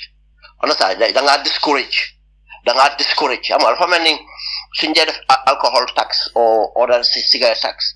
part of it dañ ko dee def pour discourage nit ñi pour buñ smoke not about revenue but in this case dafa mel ni lu xewoon with Banjul Breweries because ñoom dañ bëggoon a tëj Banjul Breweries because of Banjul Breweries as I explained the other time dafa am Sénégalais yoo xam ne ñu ngi ubbi a brewery boo xam ne was subsidiary of a parent company bu moomoon Banjul Breweries léegi ñoom obviously bëgg nañu am control bëgg ñoo defin gars yi make sure push use Adama Barrow use finance minister am ñu overtax Julbru within 6 months Julbru tëj because of it's not sustainable da su bu ju tëjee ñoom ñu ñëw jënd bagage yi Julbru yi yóbbu ko ama ba pare continuer léegi Julbru mu ngi ñëw Gambia it's not been brewed in Gambia léegi yow nekkuloo defuloo ko woon pour tax léegi yaa ngi ko doon def pour discourage kii pour mu dem yow seetuloo interest in Gambia now Julbru was not only about selling drinks but stimulus la woon to the tourism economy because soo xoolee business in tourism room si suñ ko book outside lañ ko dee buggee at yu demee noonu lu si hotel bi dee am bariwut but lu hotel bi di gën a mig lifin mooy food and beverage now suñ amee quality drinks yoo xam ne ñu ko jënd locally without spend foreign exchange at yu demee noonu xam nga ñu ngi mun a am a good profit marks at yu demee noonu moo dee sustain the business restaurants at yooyu moo ne lifin the business ba petam am a local brewery yoo xam ne tourist yi like nañ ko enjoy nañ ko te Julbru dem na di ba di win somewhere else and so on xam nga even the soft drinks ñu bari dañ ko doon ama mu nekk something unique of seen experience of Gambia it helps in our tourism loolu taxoon ñu def ko now bu li xewee obviously Sénégal dañ intervene ne Gambia what are you doing and Baroness is a mistake mu tegi tànkam léegi ñu toonraa ne gars yi ne waa léegi dellu leen di fay loo leen doon fay loolu xew exactly loolu xew apply ma bëgg a xam rek naka nga gisee li nga xam ne moom la Bundaada wax jëmale ko si mbiri ciment bi waaye Salieu failure moo nekk in Adama Barrow chaos ñu mbokki Gambien yi ñu ñoo toogu ñu gis suñu bopp mag bu toog si lëndëm yaa xamee sa bopp kenn du la xamee Gambia ñun foofu leen tollu léegi mu dem bi collapse sum port bi léegi importation bi yëpp Sénégal la dee jógee loota price yi jóg go CFA bi lañ ko fayee a bag of cement from $30 ñu def ko $180 foo ko mos a dégg ma am suma budget ma dem ba jënda bu may jéena price bi laa bàyyi gannaaw ma ñëw ñu ne ma lii lañ ko ceeñ da ngaa jox notification comme li ñoo daanelee suñ kër yi rek tas nit yi seen business yi si seen localité si joxuñ nit yi notification ñëw tas sa place even sa buntu kër sa fu nga dee toog after mu withdraw mi ne léegi joxe na 50 meters daal xam naa ne am na lu mu si gis de 50 by 50 am na lu mu gis si 50 meters de physical planning loolu lañ joxee woon 50 meters lañ joxee from your gate compound gate to public perimeter 50 meters mooy sa quota bon Adama Barrow ñëw jox nit yi nga xam ne amuñu regulation di traite suñu mbokk yi suñu sista yi di jaay seen jaay ñëw di tas seen bagage di dóor di tas Adama Barrow amul functioning there's no regulation and policies to guide him ma loolu suñu waxee gars yi ay PhD master degree lañ amee ñu amee suñu government bi man I cannot believe this tourism bi collapse na marketing bi tam the same thing trade and industry moom boobu duñ ko mën a wax port bi daanu na mooy market bi mooy doole bi so loolu su munta dem léegi dunda bi dafa seer rek so market bi dafa suffocate ñun citizen si jërëjëf apply soo tegee foofu sa baaraam rek naa ñëwaat si kanamee tuuti Jibril ndax nga gisee mbiri ciment bi ndigte ñun ñi wax dëgg neex yàlla gaay meroon neen trop foofu si Farafenni booda bi ba pare gaay fa doon démonstrer di wane seeni naxaar ñu ngi doon wax ne Gambia government den bugg a jël ñaari ñi donga toppa seeni baaneex seeni interest at the expense of the vast majority of the people ma bugg a xam rek ndax nga gisee loolu ndax foog nga ne it was wise Gambia government jékki-jékki rek yokka tarif bi from $30 to $180 loolu is a huge amount of money a big difference per back ma bugg a xam rek yow lan mooy sa jàngat si li Jibril mu ngaa génnee mute bi ok port bi nga si port bi la ndax Farafenni nga wax maya Farafenni booda waxuma ferries de maa ngi wax Farafenni mbiri ciment bi because of moto yu bari dégg stranded because of guy d'accord woon si tarif bi xam nga Gambia government li guy charge $180 from $30 it was too much ba pare ñu bari ko gisee woon ne dafa am ñaari Gambian businessmen yoo xam ne ñoom la Barrow doon jéem a protect toppa seeni interest waaye Hamadi Dia ak Mohamed Silla waaw mu ngoog waaw bu ndaw da moom duur na marto bi si boppi daaj bi waaw am nga yooyu yàgg na fa depuis time Jawara si naka li ngeen fi wax ni waaw man xam naa ci dara depuis time Jawara dafa xewoon ci maalo bi dañ ko ñoom ñoo dee monopolise affaire yi because ñoom dañ dee xamante gis nga ñi dee order ñoom ñëpp xamante nañ te su ñoo order dañ dee bàyyilante chance su kii indee balaa yow sa boss bi ñëw fekk moom jaay na so man I know something about it so waaye lii yàgg na fa demoon na ba Gambia dañ de ba nga xam ne CFA lañ doon bëgg a jaayee maalo sax bii daa ba moo gii na mu lifin mu taxaw si ñu ngi ko doon jaayee already soo bëggee jënd maalo at that time Fadi tam ku yàgg la cause man suma papa si loolu la doon liggéey suma benn goro na moo nekk di biggest one doo fi waxtu ram de waaye xaaral ma wax rek oncle Keba yal na ko yàlla yërëm Keba Touré Roro Shipping Agency moom ku lifin la woon ci affaire yi moo daan génne waaye ñi daan order man xam naa leen bu baax a baax suma padaf maa yu seen fa waaye loolu yàgg na fi li ngeen a wax nii yàgg na fi loolu deal la because dañoo bëgg pour ñu dilee yàlla ndax ñoom seen bos mu jar jeex so loolu moom digga la moom loolu moom Fadia yaa ngi weer gaa yi de yaa ngi leen a weer de waaw fi mu nekk bu ndaw da ma bëgg a xam rek ndigte gis nga gaa yi nekkoon Farafenni truck drivers yi gaa yi wax dëgg rafetlu woon li nga xam ne moom la ñaari businessmen yi nga xam ne ñoom la président Barrow di protect yow sax tudda nga seen tur mooy Hamidou Dia ak Mohamed Silla te su fekkee ne président Barrow dafa bëgg a protect ñaari businessmen at the expense of the whole Senegambian region at the expense of the vast majority of the people then definitely loolu dafa nekk lu serious loolu dafa serious fi mu nekk Gambia government back neen down ma bëgg a xam rek naa nga foog ne noonu la Hamidou Dia ak Mohamed Silla di gisee things fi mu nekk lan mooy nekk diggante Barrow ak gaañi. Thank you very much Alaaji gis nga ma dellu si lu Fadia wax fi gis nga lu important ma man soo gisee ñaar su ma dee address da ma dem into history and I like Fadia def I'll tell this Mbanjaay Son suma goro la but again gis nga PPP bi gis nga mooy luñ fi waxtaan rek man soo gisee maa dee dem not disrespect di dem si nguuru Jawara and so on because lu nekk am na fu mu commencé gis nga monopoly soo ko créé problème la di indi te business people soo leen toppee moo tax yow soo nekkee président xamal ne da nga am pour serve interest nit ñi business people generally laa wax de they are not for the interest ñoom seen profit la ñu xool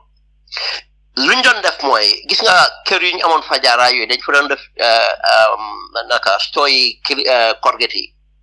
muy corget muy tamaate loxoti muy maalo muy sukur muy ciment yëpp dañ ko indi naaw rek stop gaal yi lu mu wax ni dëgg la dañoo toog di ne ku amul CFA duma la jaay because of time boobu lan la ñu ngi make more money di smuggle affaire di ko dugal Sénégal di CFA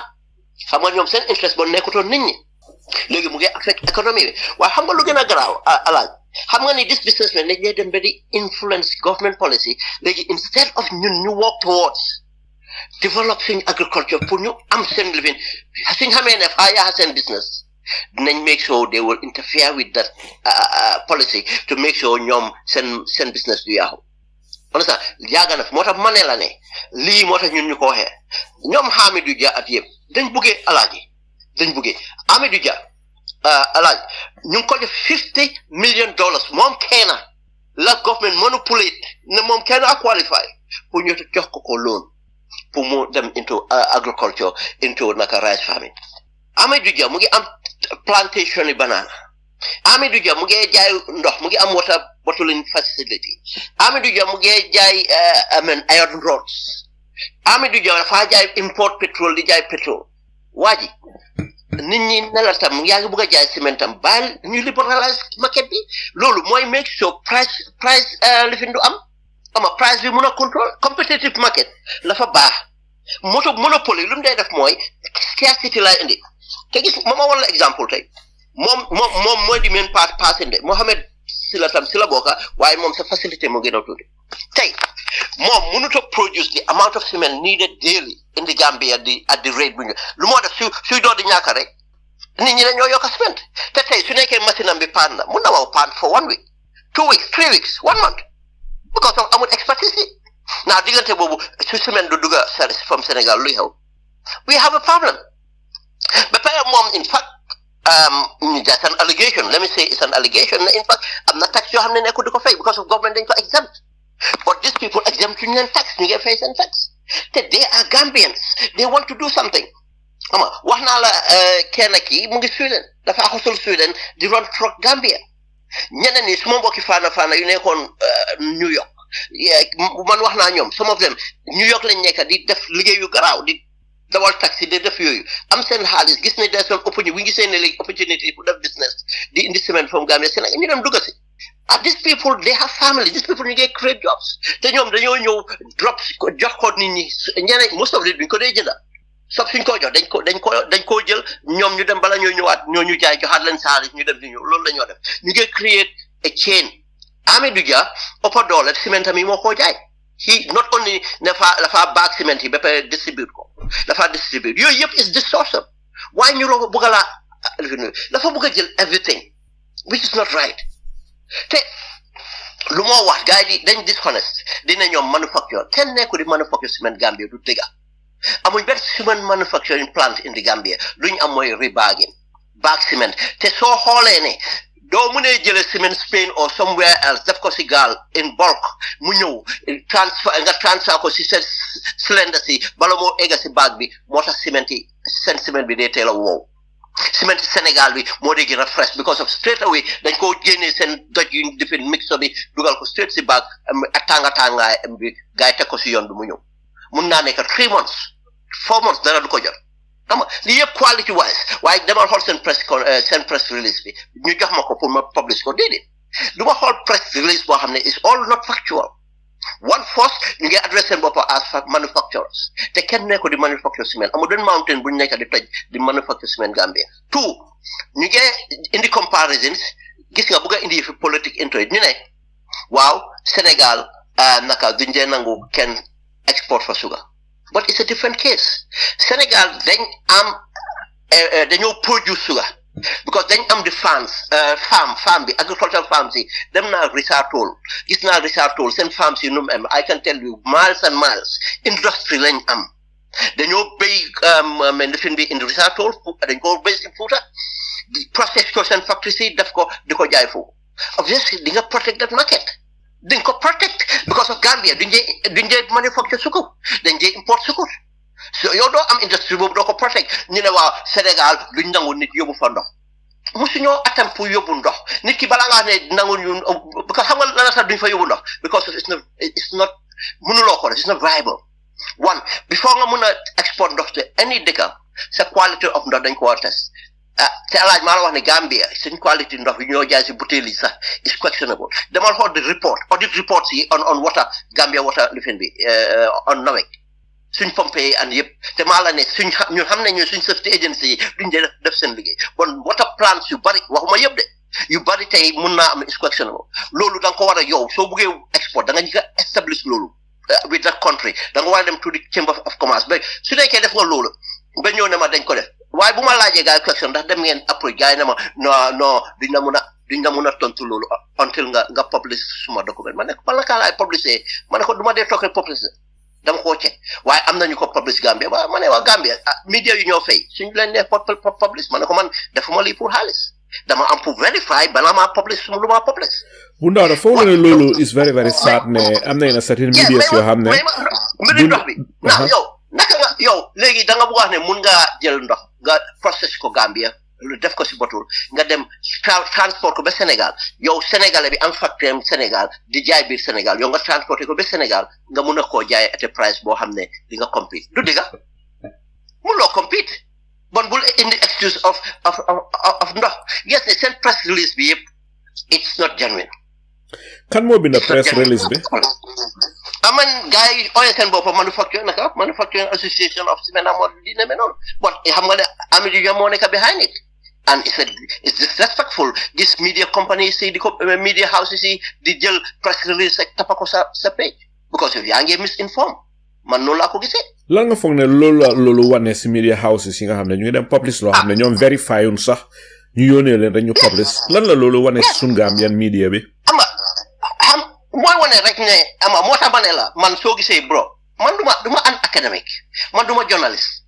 xam nga su ma waxee nit ñi I have to work very hard to produce an article waaye ma looy def dara soo si yàggee léegi bu nga maa jox lifin léegi ma investigate léegi dugal lifin because am naa background of writing reports waaye write reports and article kind of a little bit different xam nga you have to know how to print waaye moo tax maa ko def damaa try because xam naa ne there's a vacuum reports yi yëpp moo tax nit ñi day get misleading in the Gambia léegi soo riidee lii Gambian bi because of gis nañ ko sa plateforme ñu jàpp ne dëgg la but yow the first thing mooy ne first these people are not even qualified to call themselves manufacturers nekku ni manufacture the thing now léegi question yu ñoo wax raise about against Senegal look it's not true now yow léegi yaa ngi am responsibility to not misinform man nag awma time pour jël press release bi bind ko na post ko ba pare demaat dem di ko dibaw what's the point dama laa ne look I mean do something better. mu ngoog bu ndaw da fi mu nekk boo tegee foofu sa loxo rek time a ngee dem ñu dal di dugaat si beneen laajte bi waaye beneen laajte bi maa ngi koo njëkkee si Apply Sanyang bala maa ñëw si yow mu ngoog Jibril go ahead Jibril foog naa am na loo bëgg a wax. waa dama bëgg a ngeen baalal ma feena nag Sulayman dafa am lu ma gis. loo leen wax fii léegi ma am beneen point bu ma gis. go ahead. because yaa ngi wone ne Sénégal la semaine bi di jógee waaye ñoom kii Hamidou Dia ñoom dañ ko order from Europe am I right. waaw somewhere from Europe or Asia or somewhere there. so ñoom gap bi la ñoo jéem a close foog naa because su fekkee yow yaa ngi order from Europe FOB la nekk wala CIF right. So loolu is gonna cost more pour ñoom suñ ko waree teg ci seen price bi ba pare fay seen customs dan ki nga xam ne daf koo jëlee Sénégal teg ko ci transportation indi ko kon da ngaa gis ne ñoom definitely ñom duñ mëna compete ak ñooñu. Probably that's why ñom ñu bëgg close that gap motax ñu adjust lolu nonu because mu ngi joggé Sénégal pour wara dugg ci in the Gambian border pour jéma balance the two. Man lolu la ma suma xel jox fu ne because ñale ñu ngay dem CIF with FOB. Waaw su nekké lolu la ñun Amidou Dia ñun owuñ ko pour mu make profit ci kaw ñun luñ o Gambian ci moy ciment affordable xam nga first programme bi dafa wax na ko Fadia cement la fa nekk lu important one of the important commodities dafa mel ni comme UK fii suñ dee check price index yi or di check inflation lifin dafa am certain things suñ dee check Gambia tam loolu la ndik soo bàyyi xel ne infrastructure bi ñoo bil Gambia on sa cement lum si dee jël fa bari nekk housing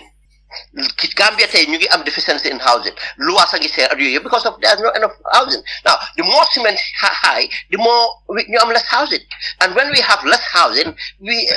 are in a big trouble. Social problems bari nañ ko am economic problems nañ ko am te su nekkee ne cement is affordable gis nga tax bu government di am in cement down the line dafa bari because of once the cement bi dugga na rek not tax boo am si border bi but tax booy am si employment bu create because of cement bi foog ñu liggéey ko employment bu create su nekkee create na employment boobu ba sampa nañ néeg bi tam su dee business la di nga am tax si business boobu su dee luwaas la di nga am distance luwaas bi su nekkee ne sax dañ ko sampal nit a ko sampal sax def fay brother sam ak sister sam ñooñu nekk teacher nekk police nekk li yaa ngi indi quality of services in the country. Police officer bu fay luwaas obviously that police officer will be a better officer because of stress bi ak yooyu yëpp teacher bi and so on and so on. This is what we need for development. Now they push whole interest in a businessman bi feel na ne moom du make profit bi then nekkul business boo buy yow boo war a duga Amidou Dia lu mu njëkk a def fa dem Sénégal ne gars yi ne moom pour mu am exclusive deal moom rek jënda all the cement buy ñëw Gambia and that is another monopoly. Factory bi ne déedéet suñu artiste nangu ko that's a monopoly. Bro yow yaa ngi am 50 million recently rek dollars ne la demal agriculture demal def rice bàyyi yeneen Gambien si am feneen man definitely kontaan naa torop ni Sénégal reacté wan Amidou ne ko ñoom duñ seet kenn nit at the expense of so many Gambians and so many Senegalese pour moom kenn rek mu dal di am exclusive right pour war a import ciment. Sénégal kontaan naa torop ne nanguwul si loolu waaye nag bu ndaw daf fi mu nekk nag ñu bàyyi topic boobu foofu ñu move to the next question because of time mu ngi ñoo bëgg a jaamu fi mu nekk. So next question bi li ma laajte mooy Adama Barrow nguuram gi bi mu ñëwee ba léegi lii nag lu naxaree wax la de waaye du ñàkka ñeneen ñi si doomaani Gambia ni bàyyi neen lii xel ñi dee si nguuri Adama Barrow gi dafa bari torop ñi feebar ñu leen a dem yóbbu faji leen den bari torop ba bu yàggut dégga neen ne ki nga xam ne moom leen def Minister of Interior bu yàggut te nekkoon IGP bu police force bi ñu xamee woon ko si IGP Abdoulaye Sanyang nga xam ne moom leen def Minister of Interior dégga neen ne moom itam yaram bi neexut ba yóbbu neen ko faji ko fi mu nekk ma dal di bugg a njëkkee rek bala maa ñëw si benn ma dal di moo njëkkee si Abdoulaye Sanyang Abdoulaye ma bugg a xam ne nax nga gisee sa tooma Minister of Interior Abdoulaye Sanyang yaram bi daa xala naxari dem neen faji ko ñu ngi ko ñaanal nag yal na ko yàlla saafara mee ko wér gu yaram ma bugg a xam ne Abdoulaye lan moo si sa xalaat. Alay Salieu ma commencé ko suñ all principal bi former vice président bi te Sénégalais yi tamit ñu ne am na seen benn gendarme bu fa dee woon State House am na gendarme officer ñu ñëw ñuy garde Barrow ku dee woon State House. loolu kañ la siwuñ ko nga ñëw si kii naka tuwaat sa suñ former finance minister bi ki jeera naka tuwaat Fadera Ousmane Sow tamit mu fa jógee yaagut noonu te am nañ story ne alkali Konte ñu ne am na loxo si dee ki jeera bi ñu dañ ko posim li nañ ko wax de lu tilim Adama Barrow na jéena mu leelaar ko ne alkali Konte daf si bokka loxo mang si daf ko posim alkali Konte daf si bokka ñu dañ invite on Fadera diina xawma li ngunu yi fii dañ ko waxee Freedom Radio na jéena ñu leelaal ko mbakke ni doomi Adama gis ne vice président bi ñu ne dafa am diabetes high blood jékki-jékki rek de Ousmane Sow former DG SIS moom tam mu ngi jógee faju ji léegi ñu ne Ablaye Sanyang tam the same thing moom prédécesseur bi was his name Ajim Job ko tan dafa jégi feebar ñu ne mu deena Mahmoud Diop. So it's nice we account our people alay Salieu li nga wax ni is very important. Let's account ourselves. Fekkee ne ñu gis ne one people lañ one destiny lañ war a am pour ñu sàmm wante our life dafa important. alay Salieu loo tax ñu jiital Adama Barrow.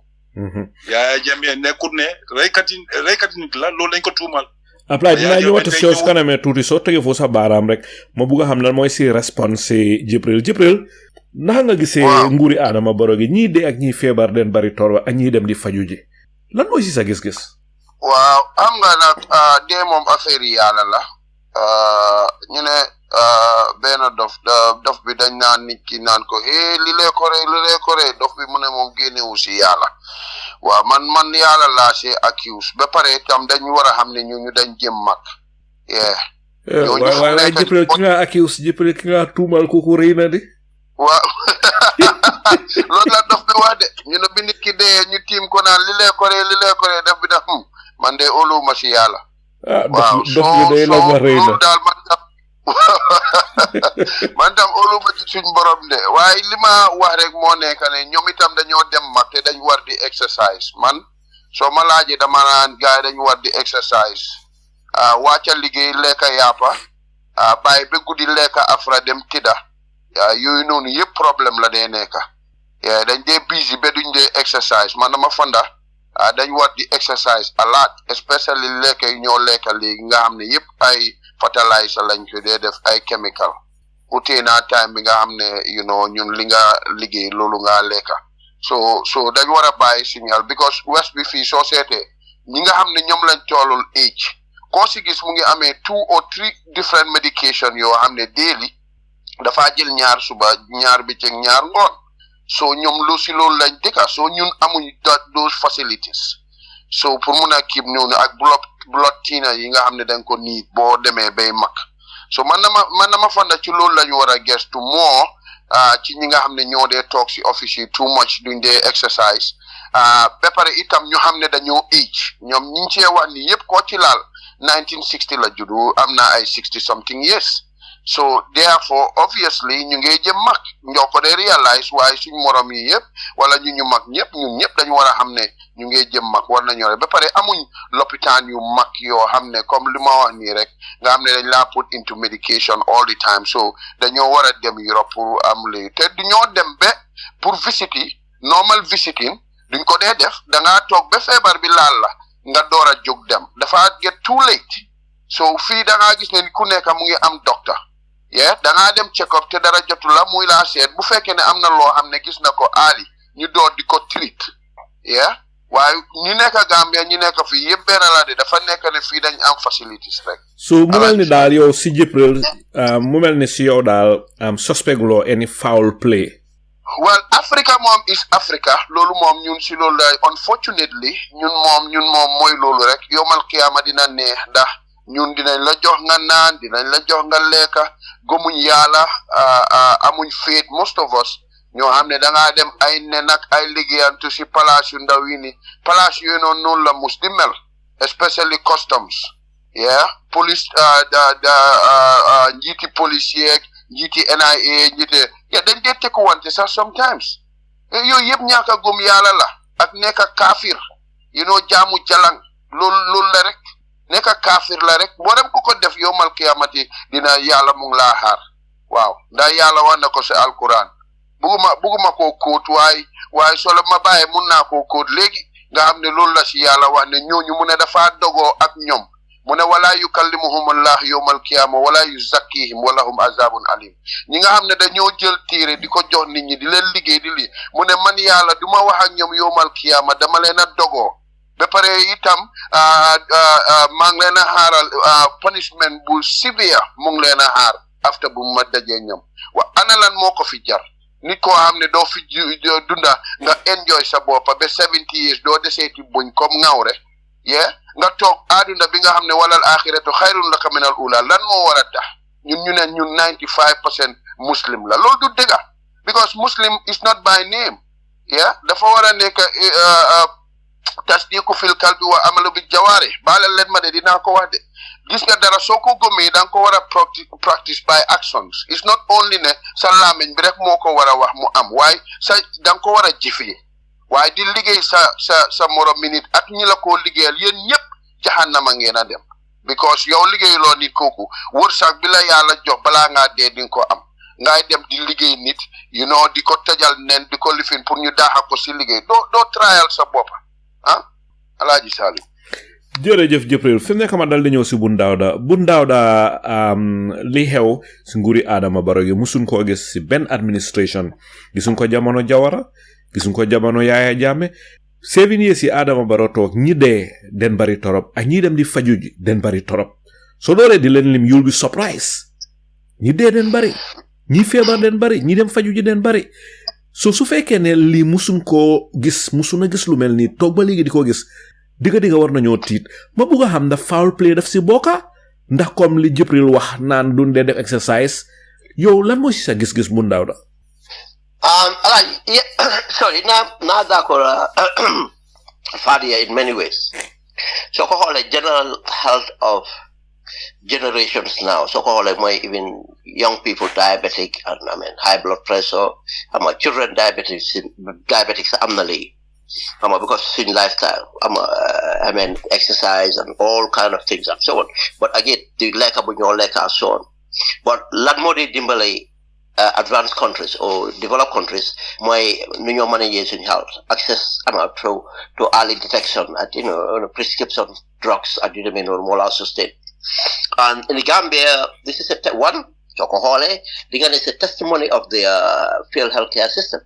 early detections, screening, and all these things. I'm not at your hand, so dañ la screen for certain things, certain cancers, and certain number. So they can go OGM, so they can ni dang ko def regularly. Loolu one bobu ben affaire la. Secondly tam, dama day bëgg fatali nit ñi suñu oli amuton before. One thing we am moy xamalay because in technology numel, communication numel. Léegi nga dégg na yëg luy xew than before loolu nekk na another thing saa nekk su ma dee analyse dama dee bàyyi loolu xew is it a new trend but again lu mu wax noonu soo ko xoolee Gambia it's all facts of certain people of certain age especially seen 50s and so on almost ñu bari ñu ngi dox with underlined this thing and I tell people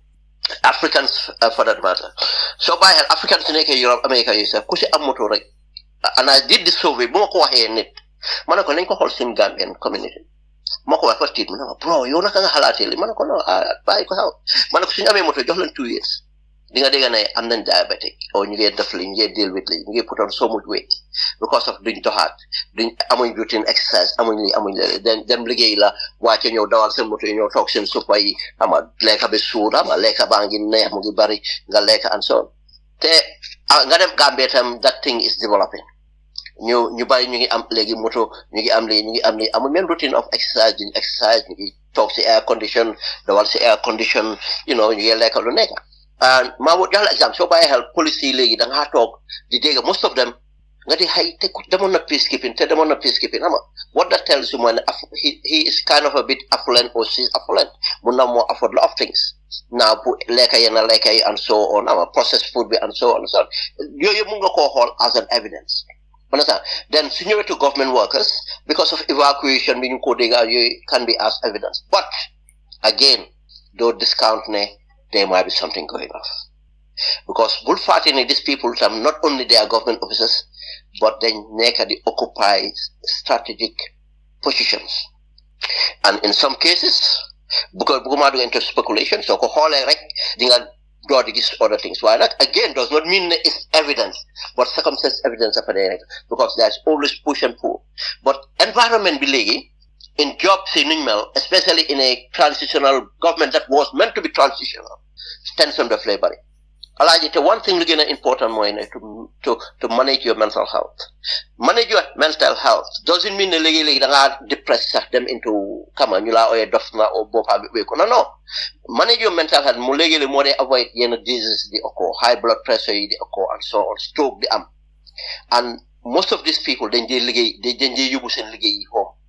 because of again job is so much pressure with politics. And social media like the talks are watching ligay sa nga defin rek you send the audio ben they can audio bi they can audio bi and I tell you, manage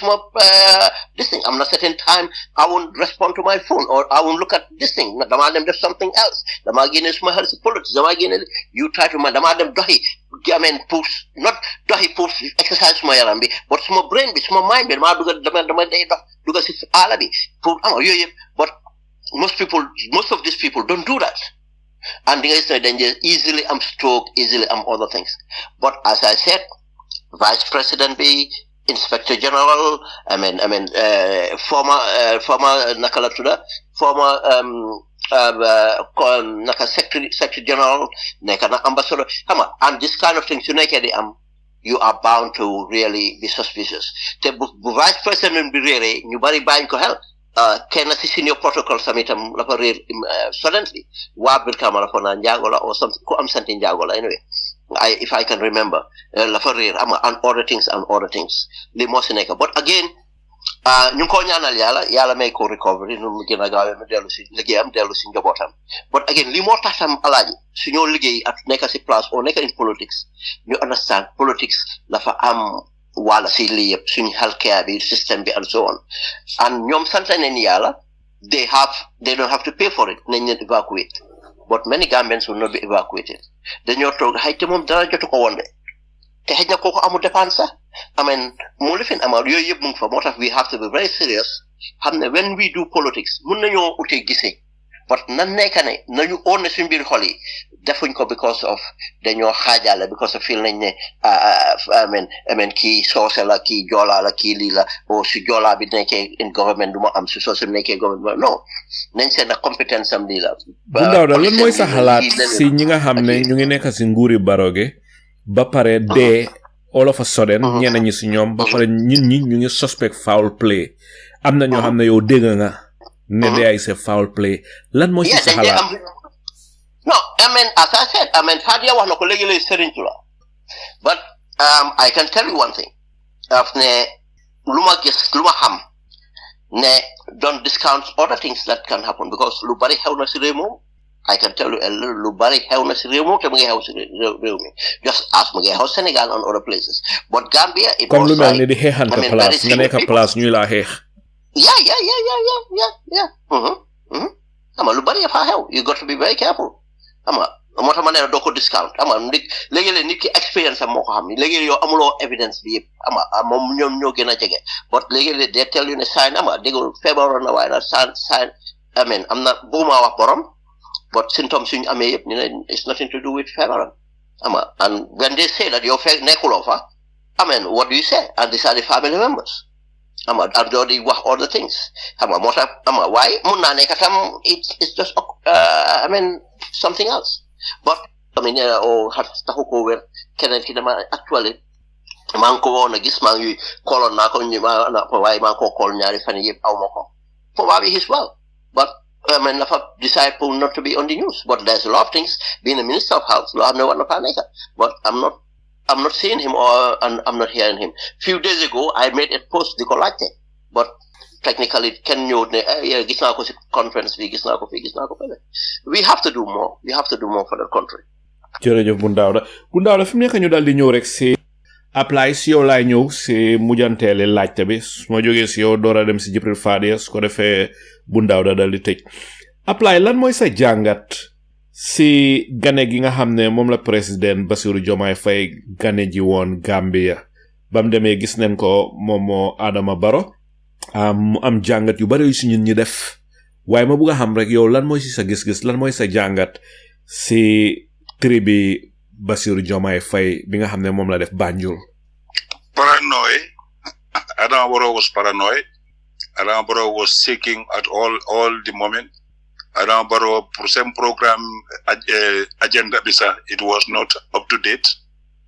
This name body language bi nu mel it was not comfortable. Be pare Adama Barrow waxtaanam bi gis na ne waxam yi jëlante wuñ fa jóg si lii dem si lii ñu jàngal language nañ gën a mun a firi ne nga xam ne broda bi nekkul si sagoom ba pare Adama Barrow broda bi kan nga miin Jomaay nga miin da Adama Barrow Adama Barrow laay wax Adama Barrow laay wax waaw Adama Barrow nekkul si tabe we have seen even same programme bi sax agenda bi sax ni ñu ko setee is not up to date ñoom neen day réerante because even gis nañ ko si the master of the ceremony mine Basir Barrow mine Jamai Faye president of the Gambia Adama Barrow the president of the Gambia ñaari yoon so si nga xam ne this organized bi fu nekk in the system of Adama Barrow so jëlante wuñ te jënnem bay xam news nga xam ne dégga bi si news bi mine bajinaam nga xam ne ku mu yóbbu Màkka kooku setami ñu ngi ji nañu ne loolu du dégg so Adama Barrow dara du ko def lu nga xam ne na si jéem a si dégg gàcce moo ko toppal li la waxoon Alaay Saliou Macky Sall teggi nañ ko ñoom ñaar ma ne la gàcce moo leen topp te dinañ ko fekkee boo di serious to the end note mooy ne sum foreign ministry bi chaos from Cuba to Mauritania lay Omar Faye moo nekk si dinda bi there is chaos everywhere in Barrow's government Omar Faye mu ngi jàppoo député am bi replacement bi Gambia ñun alañ déggoo yu nekk benn the earlier we solve our problem you stand up to Adama Barrow nga take over bi pour reinstitute our institutions it will work into our favor bo waxantu bi ak déggoo baña déggoo bi du dem Alaay Saliou maa ngi jërëm I'm so happy about Ben we talk about L&T about security Adama Barrow mu ngi sign an agreement ak Macky Sall without the consent of we the Gambians new government ñëw na Sénégal léegi Sénégalais ñu ngi oo gaay Alaay Saliou yang doon oo gaay si radio bi fii suñu wax si Macky Sall ñun dañ dégg suñu joytu Macky Sall lum taxasee diggante Gambia ak Sénégal ñun Gambien si buga dañ koo xam sadma affaire yi diw bi wax bi bëri na fa sécurité bi wax bi bëri na fa so ñun Gambien si ñu ngi ñaan Jamay Faye présidentiel bi ak prime ministre bi Ousmane Sonko nañ dégg suñu mbokki Gambien yi du ñoo joytu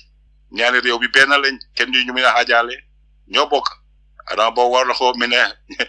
fe nga Gambia nga ñëw nga laaka olof officiel nga den Sénégal ñu laaka olof officiel paranoïa bi yëpp foofu la jógee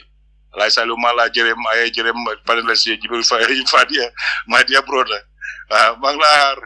yaa jamee suma nit la bo te Gambia réew bi su ñëwee rek waaye duñ bi dundee bàyyi kenn gannaaw I'm so happy Alaay Saliou maa ngi di jërëm yàlla ñu fekkee beneen jërëjëf Apply jërëjëf Apply ñu ngi lay gërëm thanks for your contribution fi nekk ma dal di ñëw si Jibril Fadia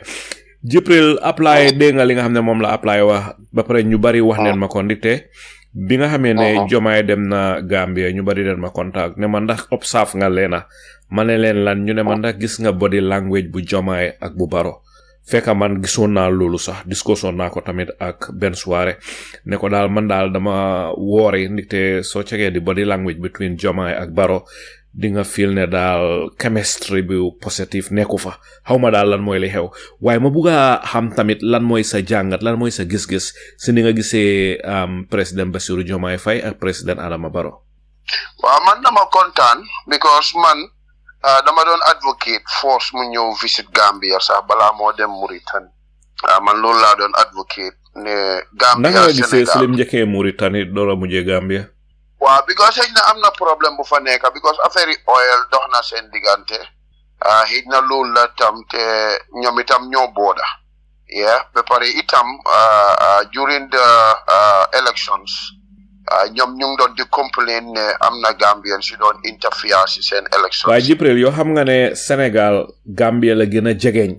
aste Mauritanie bu ñëwee si mbiri xeet mbiri laaka gi aada gi cosaan gi so Bassirou Diomaye Faye lim njëkkee Mauritanie si man dafa am lu bari lu mu wane ma bëgg a xam rek yow lan moo si sa gis-gis.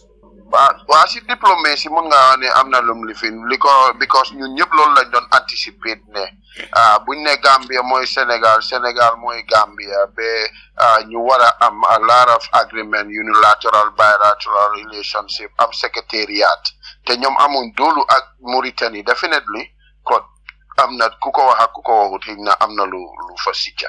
waaye ñoom seen waxtaan dama fonda because miinante wu ñu miinante Macky miinante wu koo kii waaye affaire yi Gambia Sénégal it's not about the leaders it's about the country yeah li nga xam ne loolu lañ discuss ci policies between the two countries loolu moo gën a important than presidency nuñ xoolante nuñ nuyuwanteeg yooyu ba pare itam ñoom ñun la ñoo represent foofu noonu so pour mu ñëw Gambia loolu moom lu rafet la te Gambian président bi gis nañ ne moom président Adama Barrow moom foofu la njëkk a dem foofu la waatee bi économique bi ñëwee itam ak ECOWAS bi waxtaan yëpp dañ jël Sénégal jiital ko ba pare jël Francis Njie jiital ko si army bi ba pare jël Sénégalais si yóbbu ko suñu State House so loolu yëpp dafa am lu moo wone ne ñii ñooñu gën a xam ñii lañ bokkal everything yeah so man loolu dama ko gën a rafetlu te liñ am si Sénégalais foreigner in Gambia amuñ ko ci beneen xeet so therefore ñun ñoom benn lañ daanaka yeah tubaab yi ñooñu boole rek waaye mun naa am benn bés ñun ñëpp ñu nekk benn ku nekk am sa sovereignty te foog naa ne ci loolu lañ war a gën a Jibril am na ñu ko gisee ne Pastef bi nekk Gambia amoon na time ñu ngi woon a def meeting a demonstration yooyu Gambia government di leen ko tere ba pare am na ñu ko gisee ne Adama Barrow su amoon li ko gënal Macky gagné candidat am bi Macky gagné wut so loolu dafa affect Pastef dafa affect Jomaay te Jomaay xam na ko so moo tax diggante bi du mun a ratax comme na diggante Macky rataxee woon ak Adama Barrow lan mooy si sa gis-gis waaw suma gis-gis moo nekk ne soo gisee ñoom Sidia Bayo doon di dem Sénégal ak yéen ñi nga xam ne yéen ak ñu doon di xeex ngeen dem ñuy leen a ubbil bunta fu nekk te ñun APRC du ñu daan ubbil bunta ak nit Yaya Jammeh the same thing la rek yeah the same thing la waxtu boo gisee ne beneen side bi mu ngi am opposition rek beneen side bi daf bugg a pour diggaat ko ñun tam loolu moo ci nekkoon because Sénégalais yi dañ doon di dimbale struggle bi ba pare ñun ñuy ñoo xeex yeah so loolu moo fa nekkoon so 6 and 9 la rek so léegi bu fekkee ni ñi tam ñëw na mu ngi am diggante smooth relationship ak kelenele waaye xëj na tam because xam nga internal issues la yeah because musuloo gis benn Gambian bu dem UDP wala APRC dem di meeting biir Dakar yeah so léegi bu gaa ñëwee bugg a provoque su relationship boobu noonu ñëw ñu tam duñ ko nangu te ñëpp xam nañ ne loolu provocation la because soo gisee ñuy dem ba gisante lawyer Darboe dem di li kii nii Mbooj ak yooyu noonu yooyu yëpp ay politique la ay donte kon Gambia yëpp man mii di wax ak yow nii positif la waaye man dama jàpp ne loolu noonu waruñ ko blow out of proportion because loolu warutoon a am waaye nag nañ seet ñana ko njëkkee ñoom ñoo ko njëkkee woon. waaye Jibril yow soo ne Pastef nga naka nga mun a nekkee Pastef at the same time nga nekk NPP te yow sa boss Adama Barrow digganteem ak Jomaay nekkut lu ratax. because Pastef taxawuñ ak Adama Barrow di ñoom they are not utuñ Pastef utut Gambia Adama Barrow utut Sénégal so mun naa support kii fële ne la support kii fii. jërëjëf Alaaji Saliou man politicien daal mun noo baa waaw yow daal gis naa ne daal yaa ngi booy jël sukur gi nekk Gambie jaxase ko kaani nga nekk Sénégal ba pare bu ko def si laaxi jindo jóg dina doy waar de wuñ benn toogu kay mun naa dama xam ne Adama Barrow boobu te Adama Barrow Jomaay ngi ñëw Gambia Adama Barrow di ko xool di ko xeelu di ras di manière kenn xamul lan moo xew jërëjëf Jibril jërëjëf waaw apprécié nañ trop sa contribution jërëjëf Jibril waaw fi mu nekk ma daal di ñëw si Bu Ndawda fi mu nekk yow yaay tëj programme bi Bu Ndawda naka nga gisee tri bi Jomaay bi Gambia dégg nga li nga xam ne moom Ablaye Sanyang wax ak Jibril body language bi daal wóori na ñun ñi leen feel ne daal the chemistry is not very positive between Jomaay Faye ak Adama Barrow lan mooy si sa jàngat yaa Alaaji Saliou soo fàttale ko bu ñu defee programme balaa Jomaay président Jomaay Faye di ñëw ma yokk si jaaxaar bi suma booy séeréer ñëw Gambia waxoon naa la ne anticipate naa ne Barrow na show nervousness te su nervousé nu mu ko dee def mooy behavior nga dee gis xam nga dafa mel ni ko absent and so on and it shows capacity Barrow la dee question xam nga he has been the president for 7 years xam nga it should be natural and comme ni ma la ko waxee time yi Jawara mënoon naa taxaw any president ñoom Senghor ñoom Kwame and everything soo xoolee ba tey seen nataali soo leen xoolee da ngaa gis ne these people as equals regardless of ñooñu dëkk yu mag yu ñu am or anything Come on, and Jametam, you might not like him, but I mean, from Tahawan with Clinton or anybody or any African president, he have a presence. And one thing is you don't criticize those things unless Momubuga, I mean, def theater ambi bum don lifina ki Gaddafi, that's the only thing. You dogo de diga lolo. But so you si Barrow, the thing is amut confidence. And lolo nga gis ne more help. Te Barrow motas mo gisee gaay mi diko promote ne dafa naka dafa peaceful, dafa tolerant. No, Barrow tolerant te na indi evidence bi fum nekk. From the airport te waxoon naa la ni noonu la moo def comme time Macky Sall airport bi moo Macky Sall nga gis muy mel ni ku bugg a téye ndoxam Macky ba Macky ko puus puus loxo bi I mean things like that is not done not only amut protocols but he feel nervous. Then nga xool alaaji nga déglu wax yu Adama Barrow wax te bàyyi xel force wax bu mu wax mu ne moo tax soo bàyyi xel nu ko kii dee xoolee Jomaay mooy nekk what's going on here because I know ne Jomaay nañ ko brief pour mu expect lu moo expect and mu ngay feel ne wow I mean how comes kii di waxee nii all the addi but again di nga bàyyi xel ne ans Jomaay lu moo wax li yëpp mu ngi doon tontu Adama Barrow in a manner nga xam ne seen relationship jalut now first Adama Barrow naka ngay waxee and déglu wax bi de yow nga wax ma nga ne su nit ñëwee am na nu mu ko waxee mu ne su nit ñëwee sa kër o gan ñëwee nga wàcca sa lal jox ko mu tëdd fa mais taxut ne moom kër gi or something like that alaaji yow loolu soo ko gis déggee doo ko mel ni ku ko déggee gaaruwaale man de ma dégg Adama Barrow loolu dama tiit to be honest waaw man ma laaj suma boppa lan la Adama Barrow miin si li mu wax nii loolu laa doon laaj suma boppa waaw waaye nga déglu Jomaay bu mu wax lu mu wax Jomaay mu ngi wane ne xam nga sort of ne welcome dafa mel ni Jomaay fa notice ne kii di reception bu ma am neexu ko from the Gambian people moo tax Jomaay soo déggee nu mu la waxee di tànk di reception ne ko dama xam naa ne suma kër laa ñëw ñu ma receive and so on but Adama Barrow lu miin foofu and soo ko bàyyi xel Adama Barrow does that all the time su lu fi ne fa léebaatu in source la or in order this thing or wax la ko in saroxle ne saroxle lii leen jee wax or lu fi ne lii leen jee wax it's about léebaatu it's about attack and jógee fa alaaji gis nga one thing yaay nit be very careful context booy ekkati waxi yaay nit te di ekkati waxi yaay Jammeh in ku xam ne réer na ba pare it's not right in the conversation all the time deyam naka lañ ko lu fi ne te naa la wax lu fa nekk Adama Barrow mu waxut context bi is wrong it's completely wrong. You could have used any other analogy or any other experience to explain nakala Gambia at Senegal neke or sa relationship as your government at Senegal neke bena but lum def ko la faro bundawda so chege sa Adama Barrow speech am be compare ko bu Jomaay dafa ñew spot on lim wara wax Jomaay danaka desalu dara lim wara wax nonu la ko waxe exactly way man li ma jaaxal moy Adama Barrow wax yim fa wax man si man dara mi ci sense. That was not the Adama Barrow don't wax melni ku tok State House veranda bi di nan atayam di waxtana boy sami. Thank you because of comfortable. But another thing lu Adama Barrow def moy xam nga fa expose two to three things. Ñaka emotional intelligence am. Yow soy wax sa mbiri family amna loy wax ci kaw ak lo du wax ci kaw ñun ñep am nañ seen mbiri family. Yow do taxaw ne maa ngi am suma first cousin suma pa at yaayam ñoo xam ne suma pa at seen yaay ñoo bokk ndey bay alaaji su nekkee ne dañ deeyoon sax alaaji nga saa foog nga xam ne amoon nga cousins yoo bokkal first cousins nga ne xaw ma leen woon sax ne ñu ngi am naa first cousins ba bu ma nekkee président dafa mel ni boo nekkee président la ñooñu faale because faale wuñ la woon because nekkuloo président gis nga very very sad ba pare mun daado on top of that muy wax ne am na ko mu ne kooku sax moo ko feel mu dem which was very very sad loolu maa ngi ñëw foofu in fact dafa xam nga because dafa gis nga mooy inferiority complex dafa mel ni mu ngi continuer pour damn that family down moo tax su nekkee Ablaye lu mu wax nekkuma dama wéedi lu mu wax ne about ne am na ñu génn wax li du ma ko surprise xam nga du ma surprise xam nga léegi internet dama day ragal a jël dara bi ko xam nga nit mun naa naaw rek toon rek ne li laa bokkaa di lii la moo wax xam nga to am boos waaye soo bàyyi xel continuation la mu ngi wane ne ñii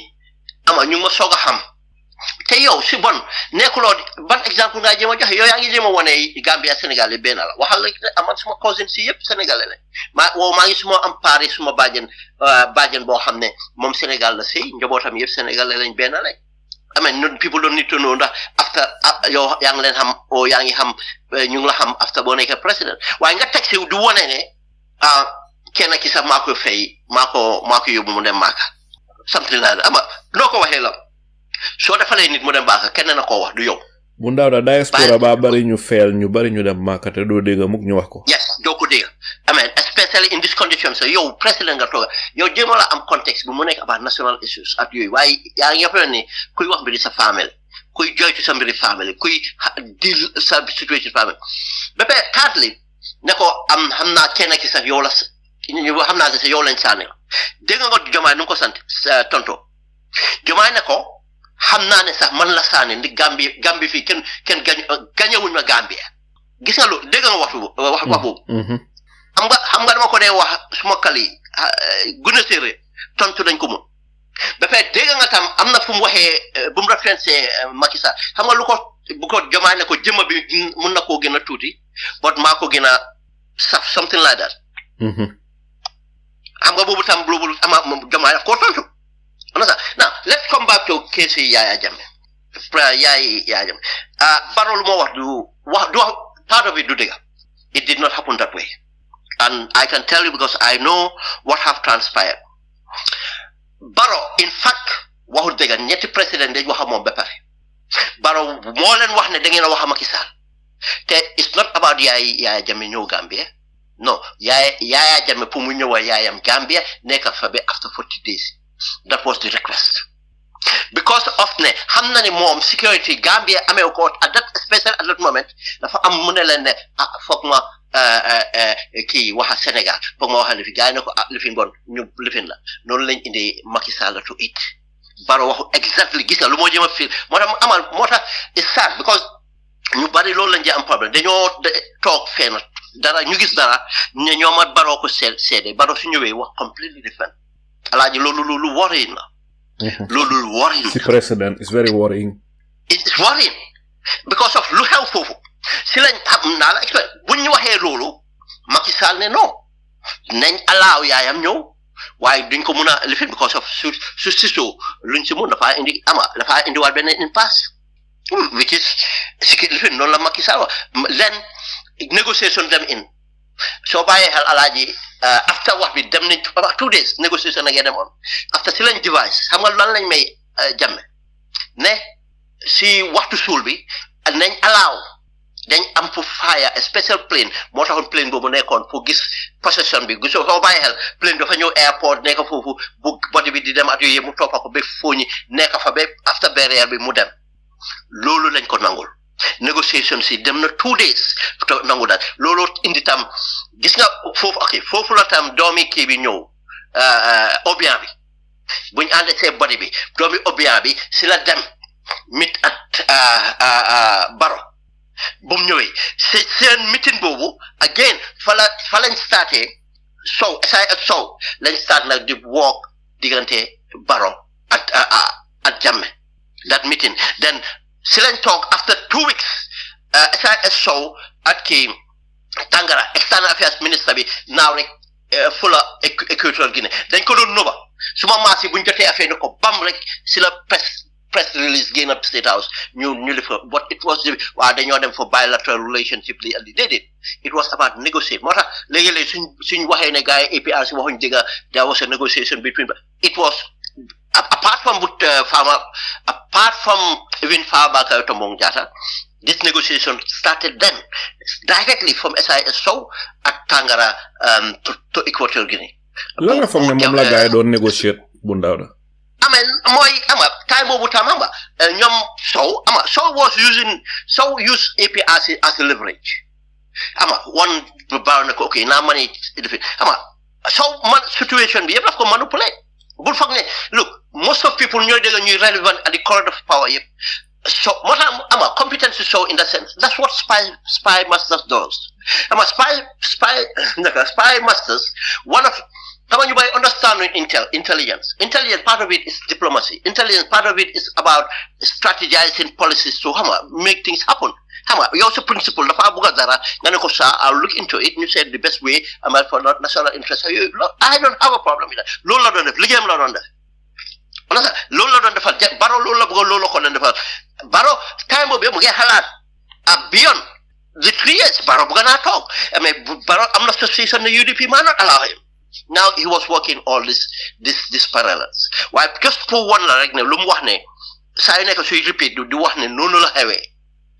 di indi yaay jame into wa bu yaayam de li andi it's not right. Let the old lady live in mutada ama mun nga jox many examples sa digante Macky Sall nu mel o sa digante Sénégal nu mel understand or something else sama relationship Gambia ak Sénégal nu important bu ndaara dina ñoo xamne dineen ne ñoom blameun Adama Barrow ñin blame moy nguuram nga ndikte Adama Barrow nekk nañu ko xamne most su dee wax daf dee jàlla ànda fooglo ne gaayam yi waroon nañ ko coach lim wara wax ak lu warta wax Alaaji Sall billahi wax naa la di dañ ko dee brief wax naa la lii utaloon nañ ko speech therapist at yooyu yëpp comme yaa jame amoon na speech di xam nga soo bàyyi xel Adama Barrow nekkut on script lu mu doon wax yi personnel li moo tax mu ñëw everything ñëw personnel te soo bàyyi xel sax in fact Adama Barrow fa dictate the response kii moom he kind of been diplomatic but bu ko sa bàyyi Adama Barrow get away with certain statements because of you have to assert yourself moo tax soo bàyyi xel ma ne la moo pointé la areas yoo xam ne tontu na si Adama Barrow te Alaaji ñaan naa la nga dem dégluwaat di end bit of Jomaay lu mu wax Jomaay waxut mu ne waxul Gambia government de dafa ne Gambian people bàyyi nga loolu xel dinañ liggéey with Gambian people maa la ne Sow oo na ma ne Sow dina déglu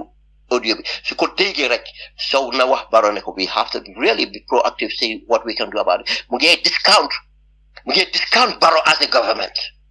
you don't do that was deliberate we'll deal with Gambian people so bàyyi xel US Timey Jammeh or Timey so ahead then okay we are not going to deal with this Gambia government but we are going to support the people isn't it no lañ ko dee waxee that's why the aid will be sent to civil societies or yeneen dëkk same thing la ñoo wax we don't have a problem with the Iranian government we continue to support the people of Iran through our intermediaries through our noonu lañ ko defee you fi mu ne nii nga toog man as a government yow as a government waxuloo ne will continue wax na continue about collaborate government na gën a digal na gën a lifin but end of the speech bu mu waxee foofu people Gambian people are referred to not the Gambia government I hope the Gambia government reads a lot about this read a lot into this Alaaji bu ndaara fi nekk am nañ benn 1 minute ma bëgg a xam rek fan nga tëjee waxtaan bi thank you very much Alaaji lu ma bëgg a tëjee rek mooy the most sensitive topic bu ñu laal say mooy armed forces of the Gambia as I continue to reiterate not Timey Jammeh and let me just put this Timey Jammeh laa la wax man dama laajte conspirators yi yëpp te naa la ne almost every other thing lu mu sa xew I knew about it musuma bokk to conspire to anything loo xam ne dina lead to destabilizing the country because of Gambia is there to me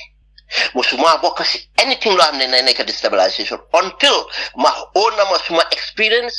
suma expertise and look into it te foog naa ne am naa yaakaar ne te suma ene mooy ne it will bring a better thing for the greater good moo tax amul kenn dama ko doon wax ni people don't know dama lay man duma ne kaay ñëw ñu coup d'état because of da nga bëgg a nekk président mo topp la I never supported any of these actions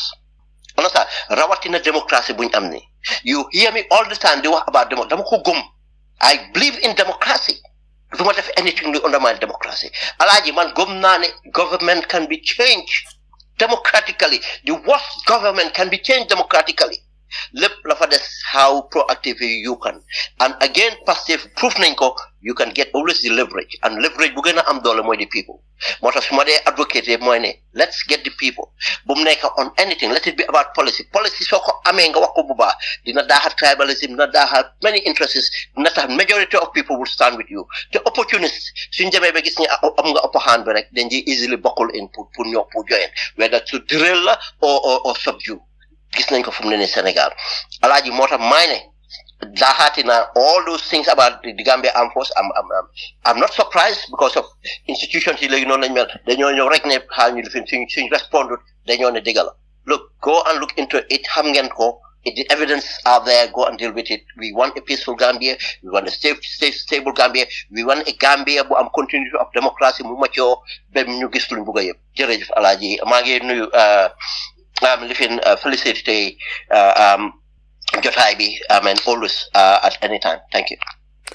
Jërëjëf Jibril Fadia, jërëjëf Ablaye Sanyang, Bundawda yow itam ñu ngi lay gërëm, yeen ñëpp ñu ngi leen a gërëm ci waxtu bi ngeen jël. Bundawda ñu ngi lay gërëm di la santa ci sa waxtu ak lépp loo xam ne séddoo nga ko fii. Mbokk yi fii la waxtaan ji daldi em fimne duma def ludut daldi umbal lépp loo xam ne waxtaanee neen ko fii. Lépp loo xam ne Sulayman Ben Suwareh wax na ko fii ak Jibril Fadia Ablaye Sanyang